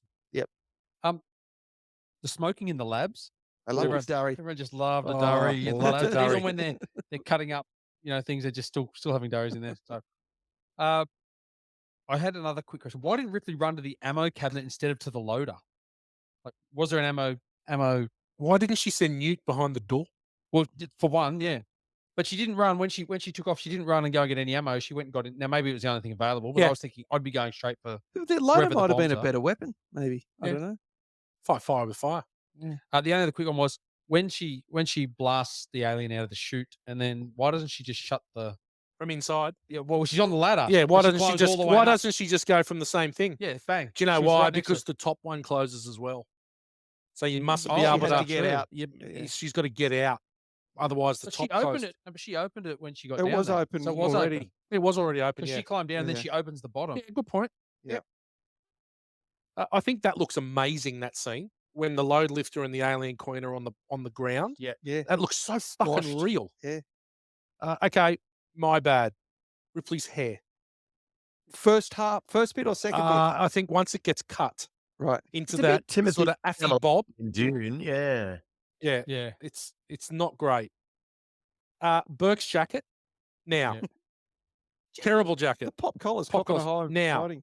I don't know if you guys noticed this, but 57 years, Ripley's bikini line I saw needs it. some attention. Some scruff hanging out the side. There's scruff out the sides, right? There's scruff out the sides, right? Now, and I actually thought, as I was watching this, because I'm thinking, what can I get as bad? And I'm thinking, wonder if there's any bikini line. And it was Oh, yeah. like, I go, yep, bikini line. I'll Yeah. tell you what, it's more than scruff. It's more than scruff. What about Drake's necklace? It's got like it's like a voodoo bones with ropes and stuff. It's like Cinder bones. it's like it's terrible. He's sort of got it hanging off his hat as well. Yes. He's got like a sort of dangly thing hanging off his hat. Yeah. Jeez. Okay. And the other thing that I found amazing is that everyone's a black belt in blueprints and schematics. Mm. No, So they back bring is- up yeah. a schematic and they're like, oh, we can do it here. Well we can do it there, there. well We can there, weld there. yeah. We can, and we'll be sweet. And they're like, Yeah, sweet. good. I'm looking at that going, it looks like Japanese. Did you find that the fact that Hudson was such a whinger, yet he was supposed to be awesome with all that kind of stuff? Oh, he's a tech Yeah. guy. Yeah, he's a tech guy, but then he just didn't have any, No. just lost it straight Couldn't away, come- right? Yeah. No. Maybe you should put her in charge. Dan, do you have anything for ugly? I do. And I forgot what I was going to say, so play some thinking music. Well, think for a second. I've got just one quick ugly. G-Man, ugly. Got it. Two trains of thought. When she goes to get Newt, and then she runs into the mother lode down there. Yep. And then she shows them she's going to burn the baby, so they back off. Why doesn't she just she lights up the babies when she leaves? Why doesn't she just light up the alien? True. She's got Armed to full the gun. teeth. She's got grenades in there. Why didn't she grenade the mother instead of grenading the sack? That's what I'm saying. Why didn't she could have just laced her up with the flame and then just put the grenades on her and bang, we're out of there. Yeah. So Yeah. she spent a lot of time did the babies and then made them all angry. Do you know what, G-Man? It's for reasons like this that Dan has come up with a new category in quickfire. Yeah. Shit Well, queen. Yes. The other one was just why not go the other way? You're going to blow them up. You've got 5 minutes to get there. Why wait and try and take them out? Why not just go? Sneak in, And sneak let it out. blow Well, up. she was there, and then they go. It's all gonna right blow up up. here, I'm just going to go backwards, Yeah. get into the lift, and then get out of here. Yep. Because they're getting blown up. Good point. Dan, have you jogged your memory? Yeah, I remembered my ugly. So my ugly is actually Newt, the 9-year-old. So she obviously goes through a bit, Newt, and she's pretty tough. And I enjoy her little witticisms and asides. And she brings a little bit mostly. of levity. But at the end, when she calls Ripley mummy, Yeah, it's bad. Yeah. completely forgetting her parents that died a horrible death with the not aliens long ago. She might have been on at Hadley's autopilot. Hope. Yeah. Yeah. Yeah, Not good enough, Yeah, Newt. no, Not good Yeah. enough. be better, Newt.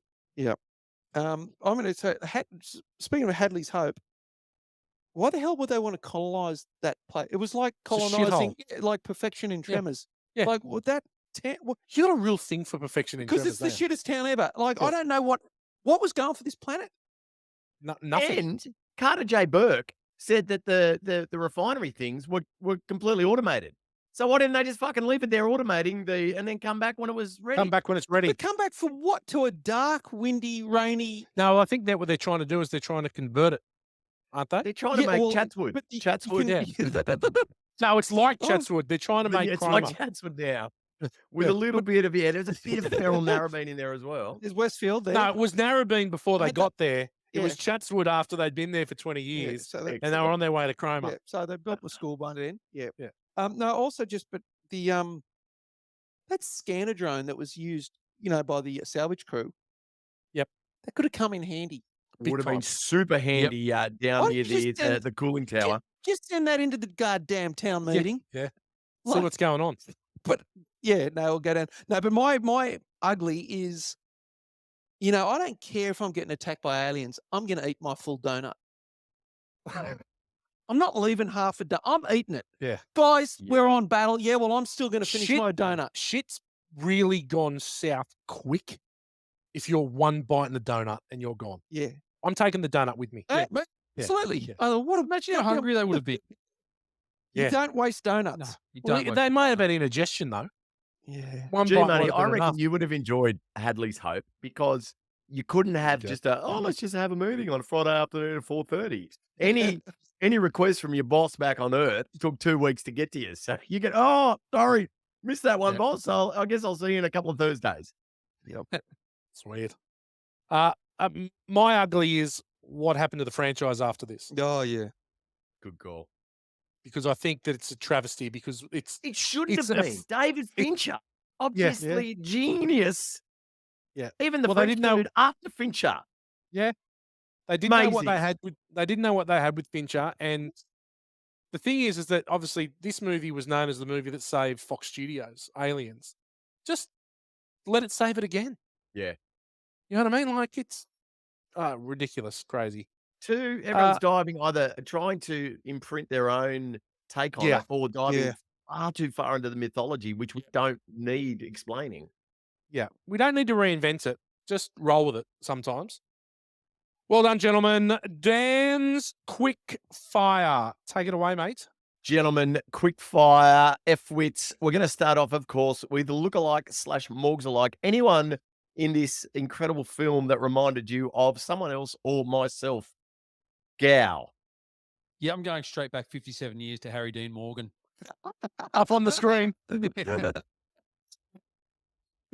It's good. Very good call. It's also I the think I've profile picture, recounted Dan, that on story on here on the before, website. but yeah, I definitely was thinking I was a real 6C one night when I ran into a guy and he told me he reminded me of someone in the movies, and I was like, mate, it's probably me. You've probably seen me somewhere. He's like, yeah, that Harry Dean Stanton in Alien. That was pretty funny. hard to take. That is so funny. Love that so much. Any other lookalikes of? Oh yeah, I've got one. Yeah. I've got a sack-alike.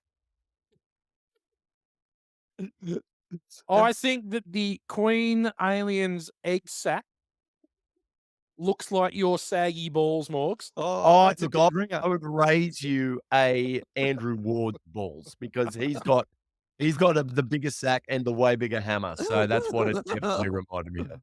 Oh, they're Shout good. out to They're you, good Wardy. Okay. lookalikes. Righto. I'm happy to let that lie then. Yeah, I'm happy with those. Excellent. Good lookalikes. Thank you. Now, new category this week. I'm calling it 5-minute movie because the last one I did was Con Air, and we could have solved a lot of the plot holes in that movie and made it a very quick movie for someone to debunk the prisoners going to steal the plane with a few minor security arrangements that could have been made. So we're going to take a look and think about plot holes and think, how could we have resolved all of the issues in the movie in 5 minutes? So I think this is another one that could have probably done with a few more smarts. Was there anything early on in the piece that you thought may have happened that could have prevented the absolute shit show that transpires? Well, I was thinking, the only thing I was thinking was it Ferro and Spunkmeyer when they parked on the roof with their doors open, they and let the alien into the dropship. What the hell? Where were the they fuck's thinking? Spunkmeyer? Is I why is mean, he out? best or What is the worst hell? possible character name in movie history as well. I'm not sure which. but Yeah, it's no, I think it's best. If they weren't having a little wander around, like thinking they're at some sort of afternoon picnic, they would have just picked them up and then they would have nuked the bloody planet out of the out of orbit. It's the only way to Look, I think they should have been circling anyway. They shouldn't have landed in the first place. Should have Exactly. spat it I out don't the know way they why go. they've landed with the door and like, yeah, I'm I- just going I to land think- here and I walk think- around. I think like the it. minute that they see the acid, the minute that they then see that it's a town meeting, Goddamn town meeting. it's like we're out. Yep. Yeah, this is fucked. They're dead. Yeah, Ripley knows let's they're nuke dead. the shit out of this Yeah. place. Let's just get out of there. I agree. I don't know why they've got to go down. I think there's two earlier things that could have made it a whole lot quicker. One, when Ripley's describing the face huggers, she doesn't use the word parasite. She says massive fucking spider cockroach thing that gets its dick down your throat and shits an egg into you, and then an alien grows out of your guts. And I don't Yeah. think that they would have been that keen to go out there. And Yeah, the other one was, instead of Space Marine, why didn't they send a platoon of bishops to go out there and get them? Yeah. Oh, yeah, Excellent. absolutely. Good point. True. Good point. Now, it's funny watching it with Isabel. She saw the bit where the face hugger, the one that's alive, goes up against Sucks, the goes up against the bottle. Burke, love at first sight. Yeah, and she shit herself. All the Oh, jump scares worked, even all the surprisingly, On the a jump TV scares worked on a 10-year-old. what do you know? Yeah. Good work. Thank you. Okay, we'll evolve that one as we go on. Next up, say hello to my little friend for a scene or scenes or dialogue or anything that's really passed over into popular culture. Now, obviously, we need to recuse ourselves from this one because it's held in such high regard that I think we probably over-index on aliens saying in our lives. What about for the mere mortal that's only seen this 3, 4, 5, 10 times? Do you think that anything from this film is passing into their lives on a daily, bi-daily, weekly occurrence? Whitey? I think the knife trick. Oh yeah, definitely. I think as a young man, that was something that was done, Yes. and I think that with is a pen or with a ruler. with a pen or with a rule with whatever. The I can knife see trick. that being an initiation in the Yoda Club, like a little Yeah. sub-chapter think we of the won't- Yoda Club. We're probably a little young for, but I reckon if we had continued, then You would've and I think upgraded- you would've nowadays, upgraded. with everyone picking up their dog shits, there's not a lot of white dog turds around. So No, the knife trick may have been it. Not a readily available supply of the good stuff anymore. The Yoda Club would have died out. Yeah. It did die out. Thank you. But I think- G-Man, I want to throw to you on this one because you are so quotes a lot. Is there anything that you think that has permeated into more, beyond me, you, Matthew, and Damien? Anything that you see in your travels amongst your non-film obsessed folk that this has passed over into any part of the movie? I think "Get Away from Her, You Bitch." Yep. That's really nice. really well known. Yeah. I think there's a couple of iconic scenes where Ripley, when she first goes down the elevator and the elevator opens when she gets to the bottom floor and she steps out with the gun and everything across it. That's a really iconic Image, scene yeah. or just Yeah. image. Rebel mean too. The same one in the Copy loader. Rebel movie Same one in too. the loader when she comes out in the Yep. loader suit. Oh, the loader is 100% Yeah, when it just comes out and popular just bang, culture. and Yeah. that's a massive one. The ones for I us though, think, I like think that's a very good call. And I think probably what we are neglecting to identify is just how much the entire movie has had an effect Yes. on other filmmakers and subsequently other movies. So I think it slides into that because And of computer games. and computer games. If Exactly. you play StarCraft, they say, "We're in the pipe, 5x5." Yeah. They have Awesome. quotes. There's stuff in the games. Yeah. But everyone knows Hicks, Hudson, Vasquez. yeah, Wisbelski. What's the He was Second best name after Spunkmeyer. Spunkmeyer. Yeah, I will tell you though, ETA 50 or 60 minutes. I was I just mean, gonna we say could, that yeah. one Look, because I we think- can't look at this objectively can't. because we are so about 40 so. things of the movie. Oh, because yeah. That's no, it. because that one gets said every time you're going, "How far away are you?" Or like when we pick me up, and then someone just Yeah. says going ETA. And game Excellent. over, I'll man. accept all of that. Game Thank you. over, Game over, man. That's got to be the Yes. best one. That was ad libbed. Stuff was. Yeah, we're in express elevator going. Express Gone to elevator. hell. Yep.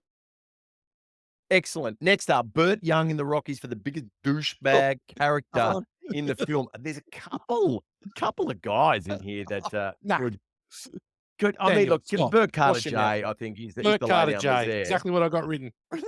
Gorman's Burt head. Carter J. The head of the inquest is a fucking. Oh, knob Van as Leeuwen. well. Yeah. Van Leeuwen's Yeah, a knob. Van Van Leeuwen. Leeuwen. Listen, the greatest thing was him turning off the cameras, shutting the doors on Oh him. yeah. Oh Honestly, yeah. that were just the best Yeah, baddie bits he was a that you could scumbag. possibly imagine. Absolute scumbag. To actually just be tapping on that screen, Yep. and just turning that camera off. Like, what? Scumbag. That was brilliant. And it was also, how bad is this guy? How bad? Yeah, how brutal to an 8-year-old girl. Oh, it's Like, unbelievable. to a young girl. You don't that's see been- them screwing each other over for a percentage. Look, Captain Burke was freaking awesome. That Paul Rudd, the sweat on his face, you could tell he was He's a lying. fuckwit. Just everything he did, was just the It's biggest. a great douchebag. part, and he drained. He was I agree. fantastic. This yeah. is insane. Listen to yourself. And Yeah, I right know. now, he's being mouth fucked by a face hugger. Yeah. Oof. Love it. Excellent. Well played. Next up, Robot Centuries. Finally, we've been talking about these fucking Robot Centuries for 100 episodes. If you had watched the special edition, you'd know what I'm talking about. If you watched the theatrical release, you still don't know what I'm talking about. But I'm going to presume that a few of you have seen the director's cut. And in that, the scene when they're up in operations and Hicks is going through what they have as far as weapons left over, there is one bright spark because he has 4 robot sentries that he then proceeds to put out there, and they kick so much ass. They are awesome. That's The right. They're in the sound, corridors. Yeah. their corridors, and it just shows how many of these aliens are coming at them at our Space Marines. And I personally love it. I'm glad it was part of it. I wish it was part of the theatrical release as well. Was there anything you guys wanted to know about our protagonists, about anyone in this film? Anything else you needed to know? Why? I think the director's cut covers it all. I don't think you want it. It could go into too much. I think it's just enough what you get. You get the history with Newt, them going to the ship. You get a little bit of sidebar with Hicks and Ripley. You get the sentries. You get a little bit of more history about Ripley and her daughter. There's enough in there. Let me stop you there. I think that's the most important bit because and one of the complaints about the film is the bond that Ripley has Yes. with Newt so quickly. And we'd all like to think that everyone would do that in that space, but she's obviously become so attached to Newt so quickly and vice versa. But we don't, in the special edition, the director's cut, you actually learn that Ripley had a daughter and who passed away while she was in the 57 years of Yes. of hypersleep. So I think that's critical in explaining to us why the mother instincts kick in so hard for Ripley. So I agree. I think, but I think that is covered, and everything we need to know is covered in that special edition. Agreed. Ripley takes the 57 years pretty well. Like, I mean, if you woke up and someone said, "How long have I been asleep?" Well, 57 years, knowing that everybody you know is now dead, probably deceased. You know, But I guess nothing is how you know it. I guess part of her job is big, deep sleeps. Yeah, Like, 57 years. but 57 years is a long It's a time. long time. How good would it be though? Fuck. You It'd be wake incredible. up, you wake up You- feeling like You shit. wake up and go, and like, a Wawa knee still kicking around? No, gone. Damn you, legend. I mean, another side note, why did you have a sook when Newt called her mummy at the end? No, I didn't. But thank you for asking. Excellent. Yeah. Finally, Whitey's Brad Pitt for the actor you'd most like to take Hey, down some of you've that missed one. Arthurian poontang with. We'll do this. You've missed one as well. What ones he miss? Athletic prowess. Ripley's my running. God. Ripley's running. My God. Daniel. Let's circle back on that. We'll pretend I didn't do it. Yes. Next go. up, and especially for this film, we're going to leave the beautiful Olivia Newton-John out of this one.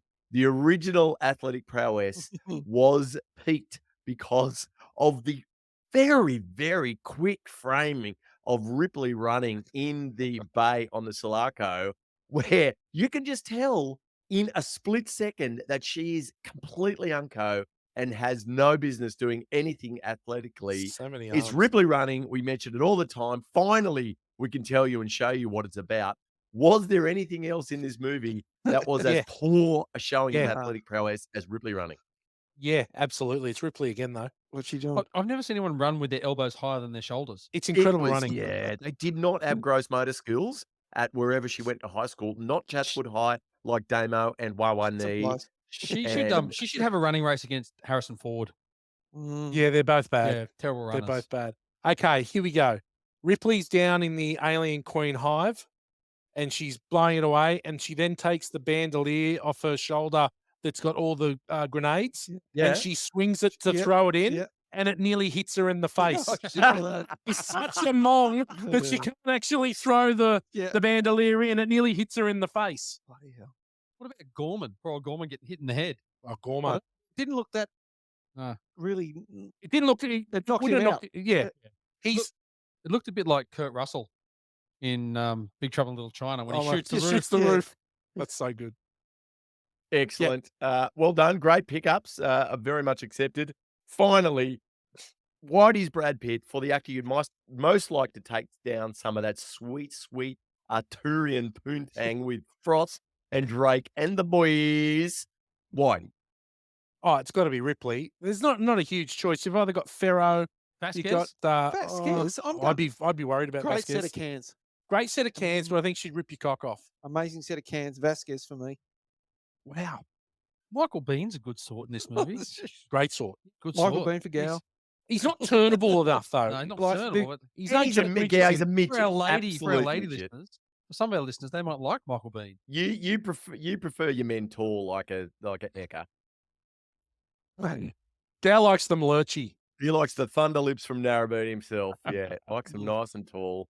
I'm Yeah, going. look, I'm it's going hard to go Sigourney. past. Sigourney Weaver, stunning lady. Yeah. You know, it looks they've made her up to look a bit Timothy Chalamet in this one. She's got the high cheekbones and the June haircut. Damon, you'd be a June nerd, wouldn't you? Did you like it? I've seen. Did you get into the books? and Did you read them as often No, as I haven't the Lord read of the them. Rings ones? No. But I should. I've got to say, it's definitely Sigourney Weaver, but I'd be asking for a trim. I'd be saying, Hey, darling, it's fun in '86. I don't Everyone mind. I don't know. everyone I had don't- pubes in '86. Yeah, mate, that's like They still that's exist. a map of the USSR. My It's- God. That's what that is. It's a wide map. Got a black brown beaver. Okay. Well Excellent, done, boys. Daniel. That was quick fire. Well done. Awesome work. Listen to this. G-Man, tell us what you got, Mr. Stats. Okay, we talked earlier about Al Matthews, who plays Apone in this movie. Ipone. He was actually a Marine sergeant Yeah. in real life. You He's can the tell. first black Marine to be promoted to the rank of sergeant in the field during service in Vietnam. Wow. Another one just touching on that. Hold on a sec. I lost my spot. Eventually. Hold up. So Lance Henriksen has said that during the production of the movie, Full Metal Jacket was being shot at a nearby location. So the crews of both movies would get together and have parties and hang out. Obviously, both movies feature U.S. Marines trapped in combat situations, and both casts feature a U.S. Marine Corps Vietnam War veteran. As we just said, Al Matthews is Apone, and we had Ali Ermey in Full Metal Jacket. Both of them played sergeants who used the phrase "assholes and elbows." Oh, There you go. So it was an actual saying. Yeah, it was a saying. In Obviously, the well, US. it's both, and coincidentally, both actors died in 2018. There you go. Another one, Paul Reiser's sister, actually at the premiere of the movie, hit him. Hardness, like contemptible. Well, apparently, when his mum watched the movie and he died, she goes, "Good." Yeah, she cheered. Yeah. I reckon, but that's a testament to the Oh, it's performance. Absolutely. He does a Right. great job. He Yeah, does a he's good bad guy. absolutely Fantastic.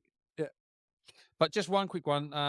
There is a little one. James Cameron did a little voiceover at the 4-minute mark when he says the opening deep salvage team. He says bio readouts are in the green. Looks like she's alive. That's James Cameron. There you go. Yeah.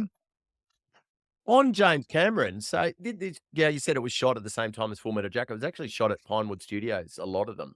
And James Yeah. Cameron fucking hated working with the English crew. He just thought Yeah. they were all knobs. They were always just breaking to have a cup of tea. What seemed like every 10 minutes they were, but they didn't, because he was such a young director, most of them just wouldn't take what he wanted, wouldn't light up the scenes how he wanted. And the first assistant director actually ended up, the assistant cinematographer left the project because they're like, I don't even like doing this James Cameron's way. So he said it was just a shit fight from go to woe. And when he stood up at the end of the filming and they thought he was going to give him lick outs at the end, what a great time it's been. He basically got up and said, I can't wait to get out of this joint. You're all shit. See you later. So yeah, not the best experience for James Cameron filming with our pommy mates. Incidentally, Australian crews are known throughout the world as the best crews to work with on all film sets. There you go. Nice. Well done, Damo. Yeah, well, Lance Henriksen actually wrote a book. His biography is called "Not Bad for a Human." Yeah, not bad Ah, for a human. But I will Human. just I will talk about like James Horner, who I love James Horner. This is the composer. He was allotted 6 weeks from the end of filming to write this score. When he got to London, they're still filming. Yeah. No, they haven't even edited it yet. Haven't done it. They're still filming. He said he was visiting sets. He's looking at. He went to the editing room and there's like 16 bins full of film that they're still doing because James Cameron was so hands on with editors, Everything. composers, cameraman, that and James Horner was going like, "You're now, I've got this allotted time." The launch date was not changing, so all they were doing is eating into his time to compose. Yeah. So with 3 weeks to go, they're still actually editing, and he was able to do a lot of it. But on the there was like 48 hours to go. The whole final scene, the loader, the battle with the alien, James Horner looked at some pre-edit stuff and looked at a final draft and went, "Okay, I know what I'm doing." And the thing is with composing, it's easy for him to come up with a melody, but he's got to hit all the marks, right? So whether it's a gunfire, whether it's the alien dying, whether something's a scary bit. So he composes maybe 36 to 38 hit points timed perfectly in any Wow. sort of piece. So on the final night, Galen Hurd went to him and said, "Oh, here's the final scene." They completely changed the way the sequence. So James Horner said, "Well, my music now doesn't fit in this." Galen Hurd said, "Well, you've got to do it." And he said, "Well, I can't. I don't have the time." And she said, "Well, we'll get someone that can do it." And James Horner said, "Good, do it. Get someone, because Yep. I'd like to meet him, because no one's going to be able to do it." He said that they did not understand what it took to compose. So then James Horner spent 36 hours nonstop, just retiming, re-hitting the marks, and producing that final music score for that final scene. So they then didn't work together for 10 years. That in which it was Titanic, right? Till Titanic, yeah. So James Horner was like, "I'm not having a bar with this bloke." Yeah. But James Cameron was the same with James Horner. But then when James Cameron heard Braveheart, which is freaking amazing score, they got back in contact with each other. And then from then on, they did Avatar together and everything. So until James Horner, he died in about 2015 or maybe Okay. even earlier. Like Paul Bay, he was a gun. He's very Absolute good. gun. Well, James Cameron did something similar with Stan Winston for the Alien Queen, where they had designed an Alien Queen, and then James Cameron was like, "No, I want it this way." And because he's obviously comes from a That's right, production yeah. design and everything as well, so people would design stuff, and he'd just come in and go, "No, I want it like this." Yeah. And so he did that a lot. So he was very And that's what took all controlling. the time away, though. Yeah. It just is like, yeah.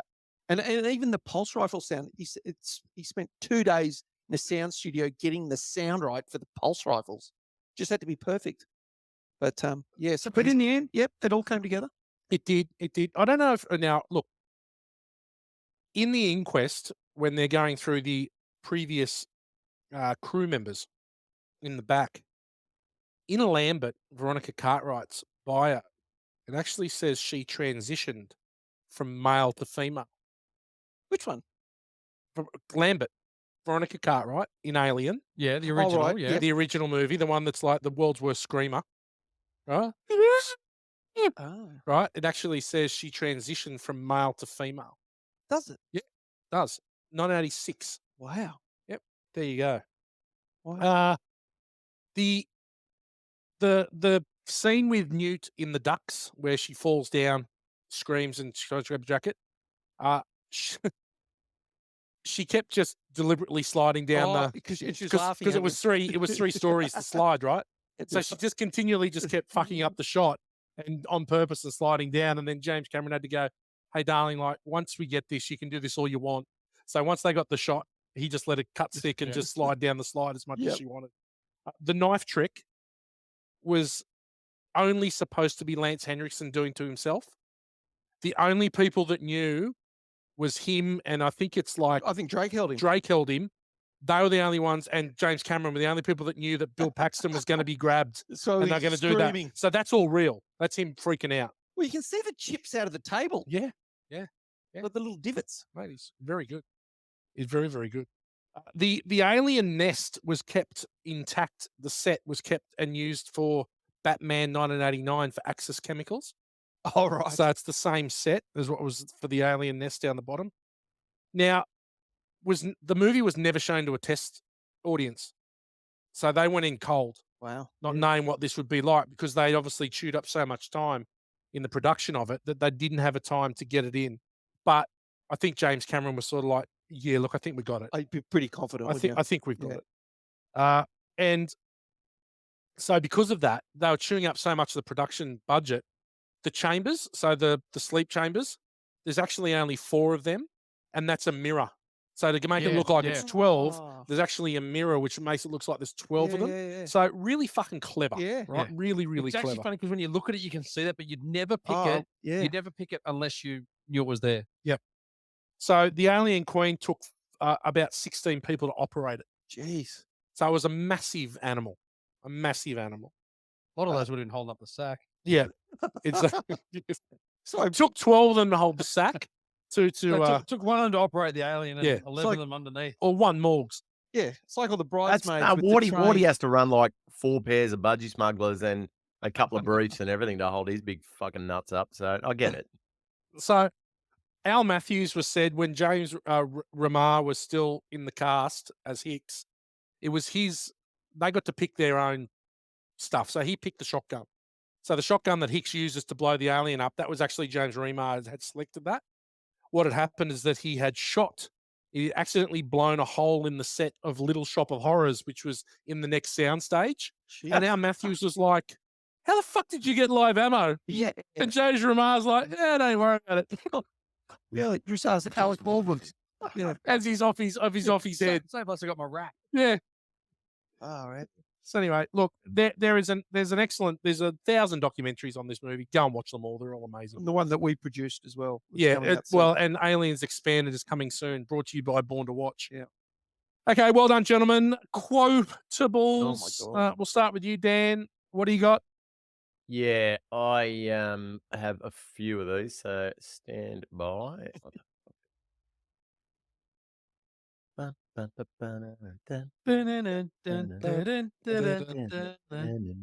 doing the rank bank early. Fucking hell, where is it? Hang on.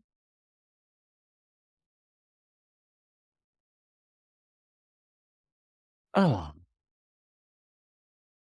I fucking had them all. Yeah? Looks like a Streaming goddamn to you. town meeting. Ah, here we go. Dan, what do you got for quotables? Take it away. So, I mean, obviously to us, extremely quotable. We've talked about Vasquez, but I think the one that comes back to me all the time is a poem with it. All right, sweethearts, you heard the man and you know the drill. Assholes and elbows. Definitely one that Yeah. sticks with me and I enjoy. We've very said much it. every I've time heard you I say do that 1,000 times. Yeah. Yes.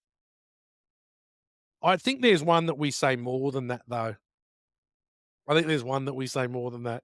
Well, Yo. ETA gets Yeah. Stop your grinning and drop your linen. I think they mostly come at night. mostly.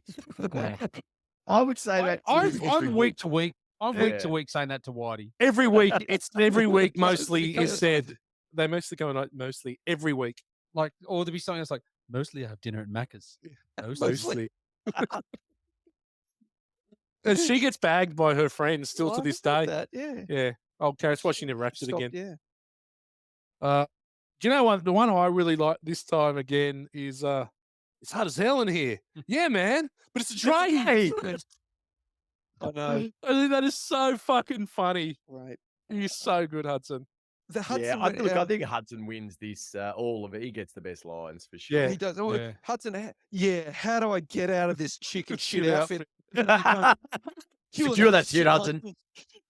I love you secure that shit, Yeah. Hudson. And then afterwards he goes, Come here. here. Come. Look into my Here. eye. Well, that look at the that's when man, this floor is freezing. What do you want me to do? Fetch your slippers for you? Would you, Sarge? Look into my eye. I was laughing. Yeah, I yeah. was just literally cacking. The Frost has some freaking funny lines Yeah, too. yeah. Frost, you know what the hell are we supposed to use? Harsh language. Yeah. But he's Yes, you don't like the cornbread either. Don't let it go bread either. And his voice though when he said last stand, it's the deepest goddamn voice. Last stand. What about maybe we got him demoralized? Hudson. That was after the Mate. robot centuries though. Oh, mate, it's Yes. so funny. Yes, It's that- so funny. That And then Ripley, they cut the power. Hudson, what do you mean they cut the power? Why did they cut the power, man? They're animals. Yeah. All right, sweethearts. What are you waiting for? Breakfast in bed? So Mate. Oh, the Marine banter is the highlight for me. Yeah, yeah, that is I amazing. am just laughing my head off. Yeah. What about did IQs just IQs just drop sharply while I was away? And you know who Sigourney was talking to then? The lady, Oh yes. Sigourney's mum. Oh In really? real life, uncredited. Oh, there you go. Yeah. Mrs. Weaver. Yeah. There you go, mate. So many quotes. We could go on So forever. many quotes. It's one of the most quotable movies that we use still today on a weekly basis. You secure that shit. Look into my eye. 1 degree of Kurt Russell. Oh, it's a tough one, isn't it? Bit of tombstone action. Bit of Yeah, Tombstone. Michael Bean picks him up. And you know who else I've got? Go. James Horner. Oh yeah, he would have. 1982's Unlawful Entry. Oh. And, I went deep. composer. I went Yeah, deep. It's a good one. Well, I thought Michael Bean was easy. So Yeah, just go a well, little and bit deep. Paxton. Yeah, And Billy Pax. but you know, like two in the same movie. Amazing. Yeah. 3 in the same movie. Oh Jimmy Horner. yes, Jimmy Crack Corn. Yeah. Film school. F-wits. Take it away, Daniel. Yes, F-wits. Look, I make no bones about the fact that this film is highly influential in my career and in my film viewing habit. I'm not going to wank on and pontificate too hard tonight, but actually wonder what you, my beloved F-wits, watched when you were tasked with doing your homework on this film, because there are so many versions. So we've talked about the original 1986 theatrical release, which was hamstrung's not the word, but it was bound by the conventions at the time, which meant that was processed under chemical film methodology and affected the way that the film looks. Now, subsequently, there has been the special edition, which picks up a lot of the scenes that James Cameron wanted included, that expands on the story and tells us a little bit more about our characters, that I know for a fact that the four of us really enjoy. But with each separate re-release for DVD and 1080p, for Blu-ray, and more recently 4K, it's probably one film that you actually see a huge amount of change between the various releases. Now, if you go back and look at 1986, and this thing, as Whitey said, wasn't released on video in Australia until late 1987, maybe even 1988. So when you look at that film, it's the stock that they used when they shot this on film, it just produced, because it's in such low light, it produces a really grainy effect on a lot of the situations, especially when they go down to the cooling tower and find the town meeting. That opening shot when you see the H.R. Geiger alien created, very vagina-like shot, octopus-like. We didn't actually see that terribly well, I would say, until 2011. Because of the way the film was shot, it was so grainy and there was so much noise on the film. We didn't actually get a good look at it. Now, I watched the 4K version this time on the Plex service that Whitey has put up for us, and I mean, I was struck by how crisp that particular scene was compared to the original 1986 version. I've got to say, I didn't enjoy it as much as the 1986 version. So I guess my question to all of you boys, Whitey, you made a comment earlier. Do we necessarily think that the new 4K version is the best version as a viewer and aligns with your history of viewing this Aliens film? Would you say that you have a favorite version, be it special edition and theatrical release, and a cleaned up version, be it 4K versus Blu-ray versus DVD versus original VHS release? Because I know for a fact that Whitey has every fucking release this thing has ever been put out on across any medium. I'm sure he's got it written on shit paper somewhere. But what are your thoughts on that? So you made a comment earlier that you thought this was the best screening version, the 4K version. So I'm interested to hear why. Okay, so I've got 2 points of view here.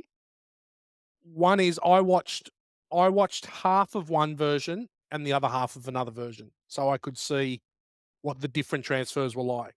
So I watched the 4K up until they went into LV426, and then I switched over and watched the 1080p version, which is a lot more grainy and gives it that more realistic feel, I think. Yep. The one thing that I've got to say with the 4K version is that it is incredible. But what it does is it makes the practical, well, not so much the effects, but the painting, especially when they're in the hangars when you've got, when it's obvious, it's an obvious matte painting, it becomes an obvious matte painting, right? And if you're willing to look past that, then the actual transfer in the 4K is superb. It is like they're in the room with you.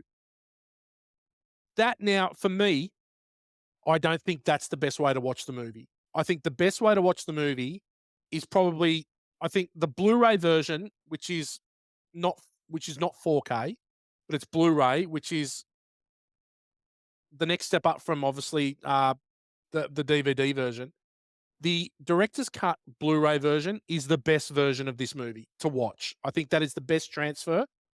You don't lose the realism. You don't lose the fact that this movie was made in 1986. You don't lose that rawness. Whereas I think the 4K, I'm still excited to buy the 4K, and I definitely will watch the 4K version. I think you lose some of the charm of the movie with too much high def in this film. Yeah, that's what I was hoping you might lead to. I mean, Damo Gao, which versions did you watch? Were you Plex guys, or have you got your own special VHS copies tucked away next to the girls of McDonald? Yeah. They're in my DVD collection. I do have Aliens in DVD, but I did watch the Plex version with the extra scenes. Yeah. But my TV is shit. So Well, we need to fix that. everything's low res. Well, that's the opposite, because I couldn't watch it on Plex because the sound, there was something wrong with the sound. Yeah, I think version. yeah, right. So I put it on Disney, and because I've got my brand new Watch it on TV, Disney. it was unreal. Yeah. Yeah. Like, it's just so much brighter and bigger, and it's always sort of a dark movie, dark set movie. I was just amazed at the difference when I was able to watch it. Like, just so much more detail in a lot of those scenes. It was fantastic. Well, I think with the new technology, it is the darks where you get a real bonus. Yeah. And so it's that low lit where you get to see the detail, whereas in the day it was fuzzed out. Like, Yeah, it that's was, right. Well, you and that missed was a lot of that was due to the transfer too from film to Yes. videotape. It just lost and it gained a lot of noise in the picture, and therefore a whole lot of. But I don't think that didn't necessarily add to it. Okay, so I think everyone appreciates that it's a different viewing experience, but that still has a lot of merit for the original experience. Now, what about the special editions? Yeah, the director's release versus the theatrical release. So, just if you've only seen the theatrical release, so the director's version picks up a lot more character development. We learn about Ripley having a daughter, and perhaps that's why she's so hell-bent on saving Newt at the end, which I think is very important. There's a whole lot of other scenes added in there. We've talked about the robot sentries. There's the Hadley's Hope piece where you actually see the colonists, what they're doing in their everyday lives and their journey out to the infamous finding of the craft, which sets the alien infestation in motion. But there was one scene too that actually lives on the interwebs that I think would have been awesome to include, and that was the final demise of Carter J. Burke. Now, did you guys see that? I've seen it No. a long, long time ago. Yeah, so just Did the go alien and then check it it out. packs It's on the YouTube. But Cameron decided not to put this in. But it's a little ambiguous, the death of Carter J. Burke at the end. So we see the doors opening up, and the massive alien is there in Smiling the at lift him. with him, and he just makes a little Double squeal, Double and we smile. just assume that he's little murdered mouth and big straight mouth. away. But there is a scene where Ripley, actually, when she's going down to the sublevels to find Newt, stumbles across Carter Oh, J. Burke, actually stuck to the wow. wall, and he's still right. compass mentis, and he basically says, "I can feel it growing inside me." It's a No day, way. yeah. He verbalizes Ah. exactly what is happening with an And what alien does growing Ripley in his do? gut. And Ripley, being the humane person that she is, doesn't just leave him. She hands him a grenade and keeps on walking, looking Oh, for Newt. okay. Yeah, So, nice. I like yeah, that. so Ripley shows her humanity through even to that dead shit that tried to kill her on Yeah. numerous occasions. So, Well, I mean, it was in her best interest to actually not have another alien to kill. Yep. Like, this is true. it's like, Good point. it was only But see, gonna- I did and- like that at and- the start too. When they found that other person alive, and it's like, please kill me. Yeah, And you just know you just think how brutal is what they're going through. Bad. Yeah. and Is that it all actually like that? parallels the original Alien movie, which also had deleted scenes of Ripley coming across some of her crew members that had were prepped and ready for Tom cocoon, which is Skerritt. also cut Oh, okay. from the Alien version. So yeah, really interesting. So I can watch them both. I love them both. I enjoy both. I watched the 4K non-directors to cut this time, but it's probably F-Wit's the first movie I've really noticed the difference between several releases of the same film. So I found it very interesting. I hope you did too. And if you didn't, get fucked. Nice. Well done, Daniel. Regardless, just go and watch this movie. It's fucking unbelievable. Well, here we go. It's a kick-ass credit song, and I'm back on the mic. Penned something this afternoon late Jeez. after a miscommunication. This one's called 57 Years is a Hell of a Nap. Can I And- just say before you continue on that James Horner, he was the Composer. Yep, James Horner. What a fucking sook. He was given No. 6 weeks or 3 weeks or whatever to do. Why he did his in 5 minutes? And we do all of our kick-ass credit It's- songs in 5 That's minutes. a very good point. Yeah. Yeah, lift your game, Jimmy, Sook. Yeah. from the other world or wherever you are now. Yeah. 57 Years is a Hell of a Nap. Now, look, I don't know the tune. I'm completely winging it. Okay. Let's go. It may sound a lot like 97% of the other ones that I've done, Yeah. but here we go. Kick-ass credit song. Strap yourselves in. 57 years is a hell of a nap. She slipped through the systems with a pussy on her lap. Found it by Bert Carter. G was his name. He wears an upturned collar and he's really pretty lame. Colonists may have a dodgy transponder. Ripley knows better, so set the course for yonder. Bog hunt, xenomorph, assholes and elbows, pulse rifle, flamethrower, 12 brave fellows. Head inside. This is a combat truck. There's no one to be seen, and it's pretty fucking hot. Acid through the floor, it's Ellen's worst man. Found a little girl with shit in her hair. Heaps of people died, either smothered or eaten. Colonial Marines are never beaten, except for, of course, when husband loses his shit. We've now skipped heaps of the movie just to get to this bit. Get away from her, you bitch, Al Ripley screamed. On the hunt for Newt is the alien queen. Tore Bishop into two. Now, what's that's on you? Gonna take more than a woman with a shit ass too. Get away from her, you bitch. Now she's stuffed in the loader. Bishop's on the ground. Looks like he's covered in chowder. It's a queen. It's a queen against queen with metal in between. Flip her in the airlock. She'll never be seen. Nice. Yeah. Wow, that was power. That was a Power. lot, isn't it? You did Yeah. skip that big. I had to part skip of a it. heat Yeah. because it would have gone for You were like 35. really, yeah. I was just doing the line by line So, reading. in the first part of that, I got a few vibes of Harry Truman Right, Dorothy. it It was bug cunt, xenomorph, Yeah, assholes and elbows. That was my interrogation song. It was. It It but was. You know, the Queen takes Bishop. Did you say Queen? Did you say a chess No, reference in there? yeah, it was tore Bishop into two. Oh, Now a sight's on Queen you. on Queen. Queen on Queen. Yeah, but Queen takes Bishop would have been. That would have been good. Yeah, nice. I did like Bishop's on the ground look like he's covered in in chowder. Chota. Yeah. Yeah, chowder boy. Well, what about a mare? No knight in it, just a mare. I love to shorten the words. I don't Yeah, know if you guys have noticed that I'm Yeah. a big word Yeah. shortener. Yeah. Big word shortener. All right, well done. Star of the show. Dan, up there on the land, who you got? For me, it's James Cameron. I think that this is his vision realized. I think he was a massive micromanager. He probably was a punish to work for, but his at the end result is just incredible. And it wasn't a one and done with him with the magnificent female protagonist either. It is a hallmark of pretty much all of his films, the strong female lead, and we love him for it. And yeah, Jimmy Cameron, well played you. Good call, Damo. God, this one's hotly contested. Big in it. It's hard. But you know what? I'm going for Bill Paxton. Yeah. Dean Stiller. Dean Stiller. Yeah, Bishop. memorable lines, funny, and like when he died, it was like, oh no way. I suppose the same with when Vasquez died. You're just like, yeah, but no, I just loved Bill Paxton in it. Just that comedy element is what is always going to grab me. G-Man. I had Bill Paxton as one of the great parts of this movie.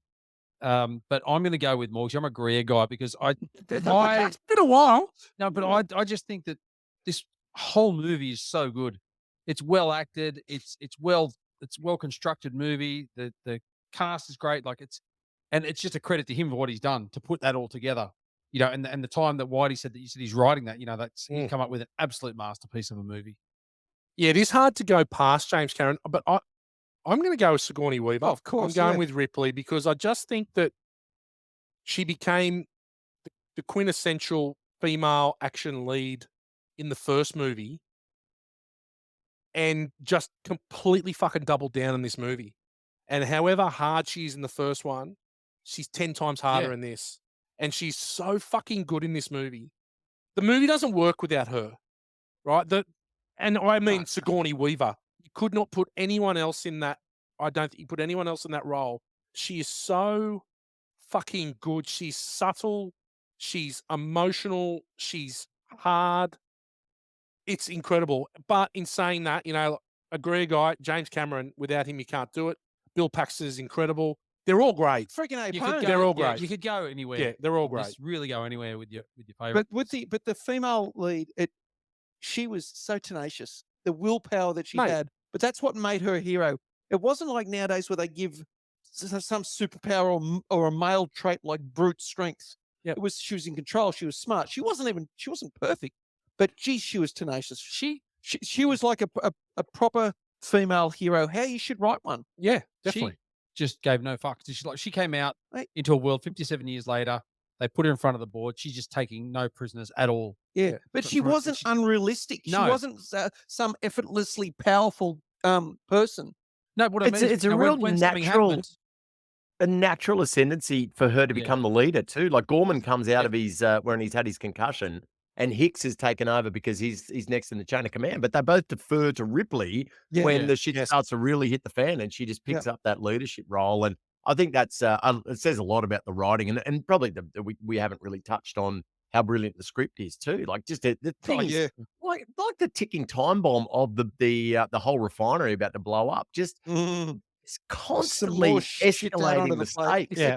in that last. You think, and the false finales as well, where you think, oh my god, what a battle that was, and it's just another level of Yeah. taking on the boss. It's Yeah. just an amazing job. what makes you think of that is Gorman, Morgs, when he losing it when he's in the ship, and then she just has to take over, and she gets in the car Yeah. and just So- blah, Yeah. blah, blah, Do blah. something. Yeah. And That's she just takes control of all those situations. She just doesn't Ripley. take a backward step ever. It's So so she's clever, great. She's so all well about the written. The action. Greenhorn Lieutenant, like just really well realized. Yep. Yeah, brilliant. Love it. Can't get enough. 57 Simulated. simulated. Yeah. Too. How many Including this one. combat drops? 2, Yeah. including this one. So Oh good. man.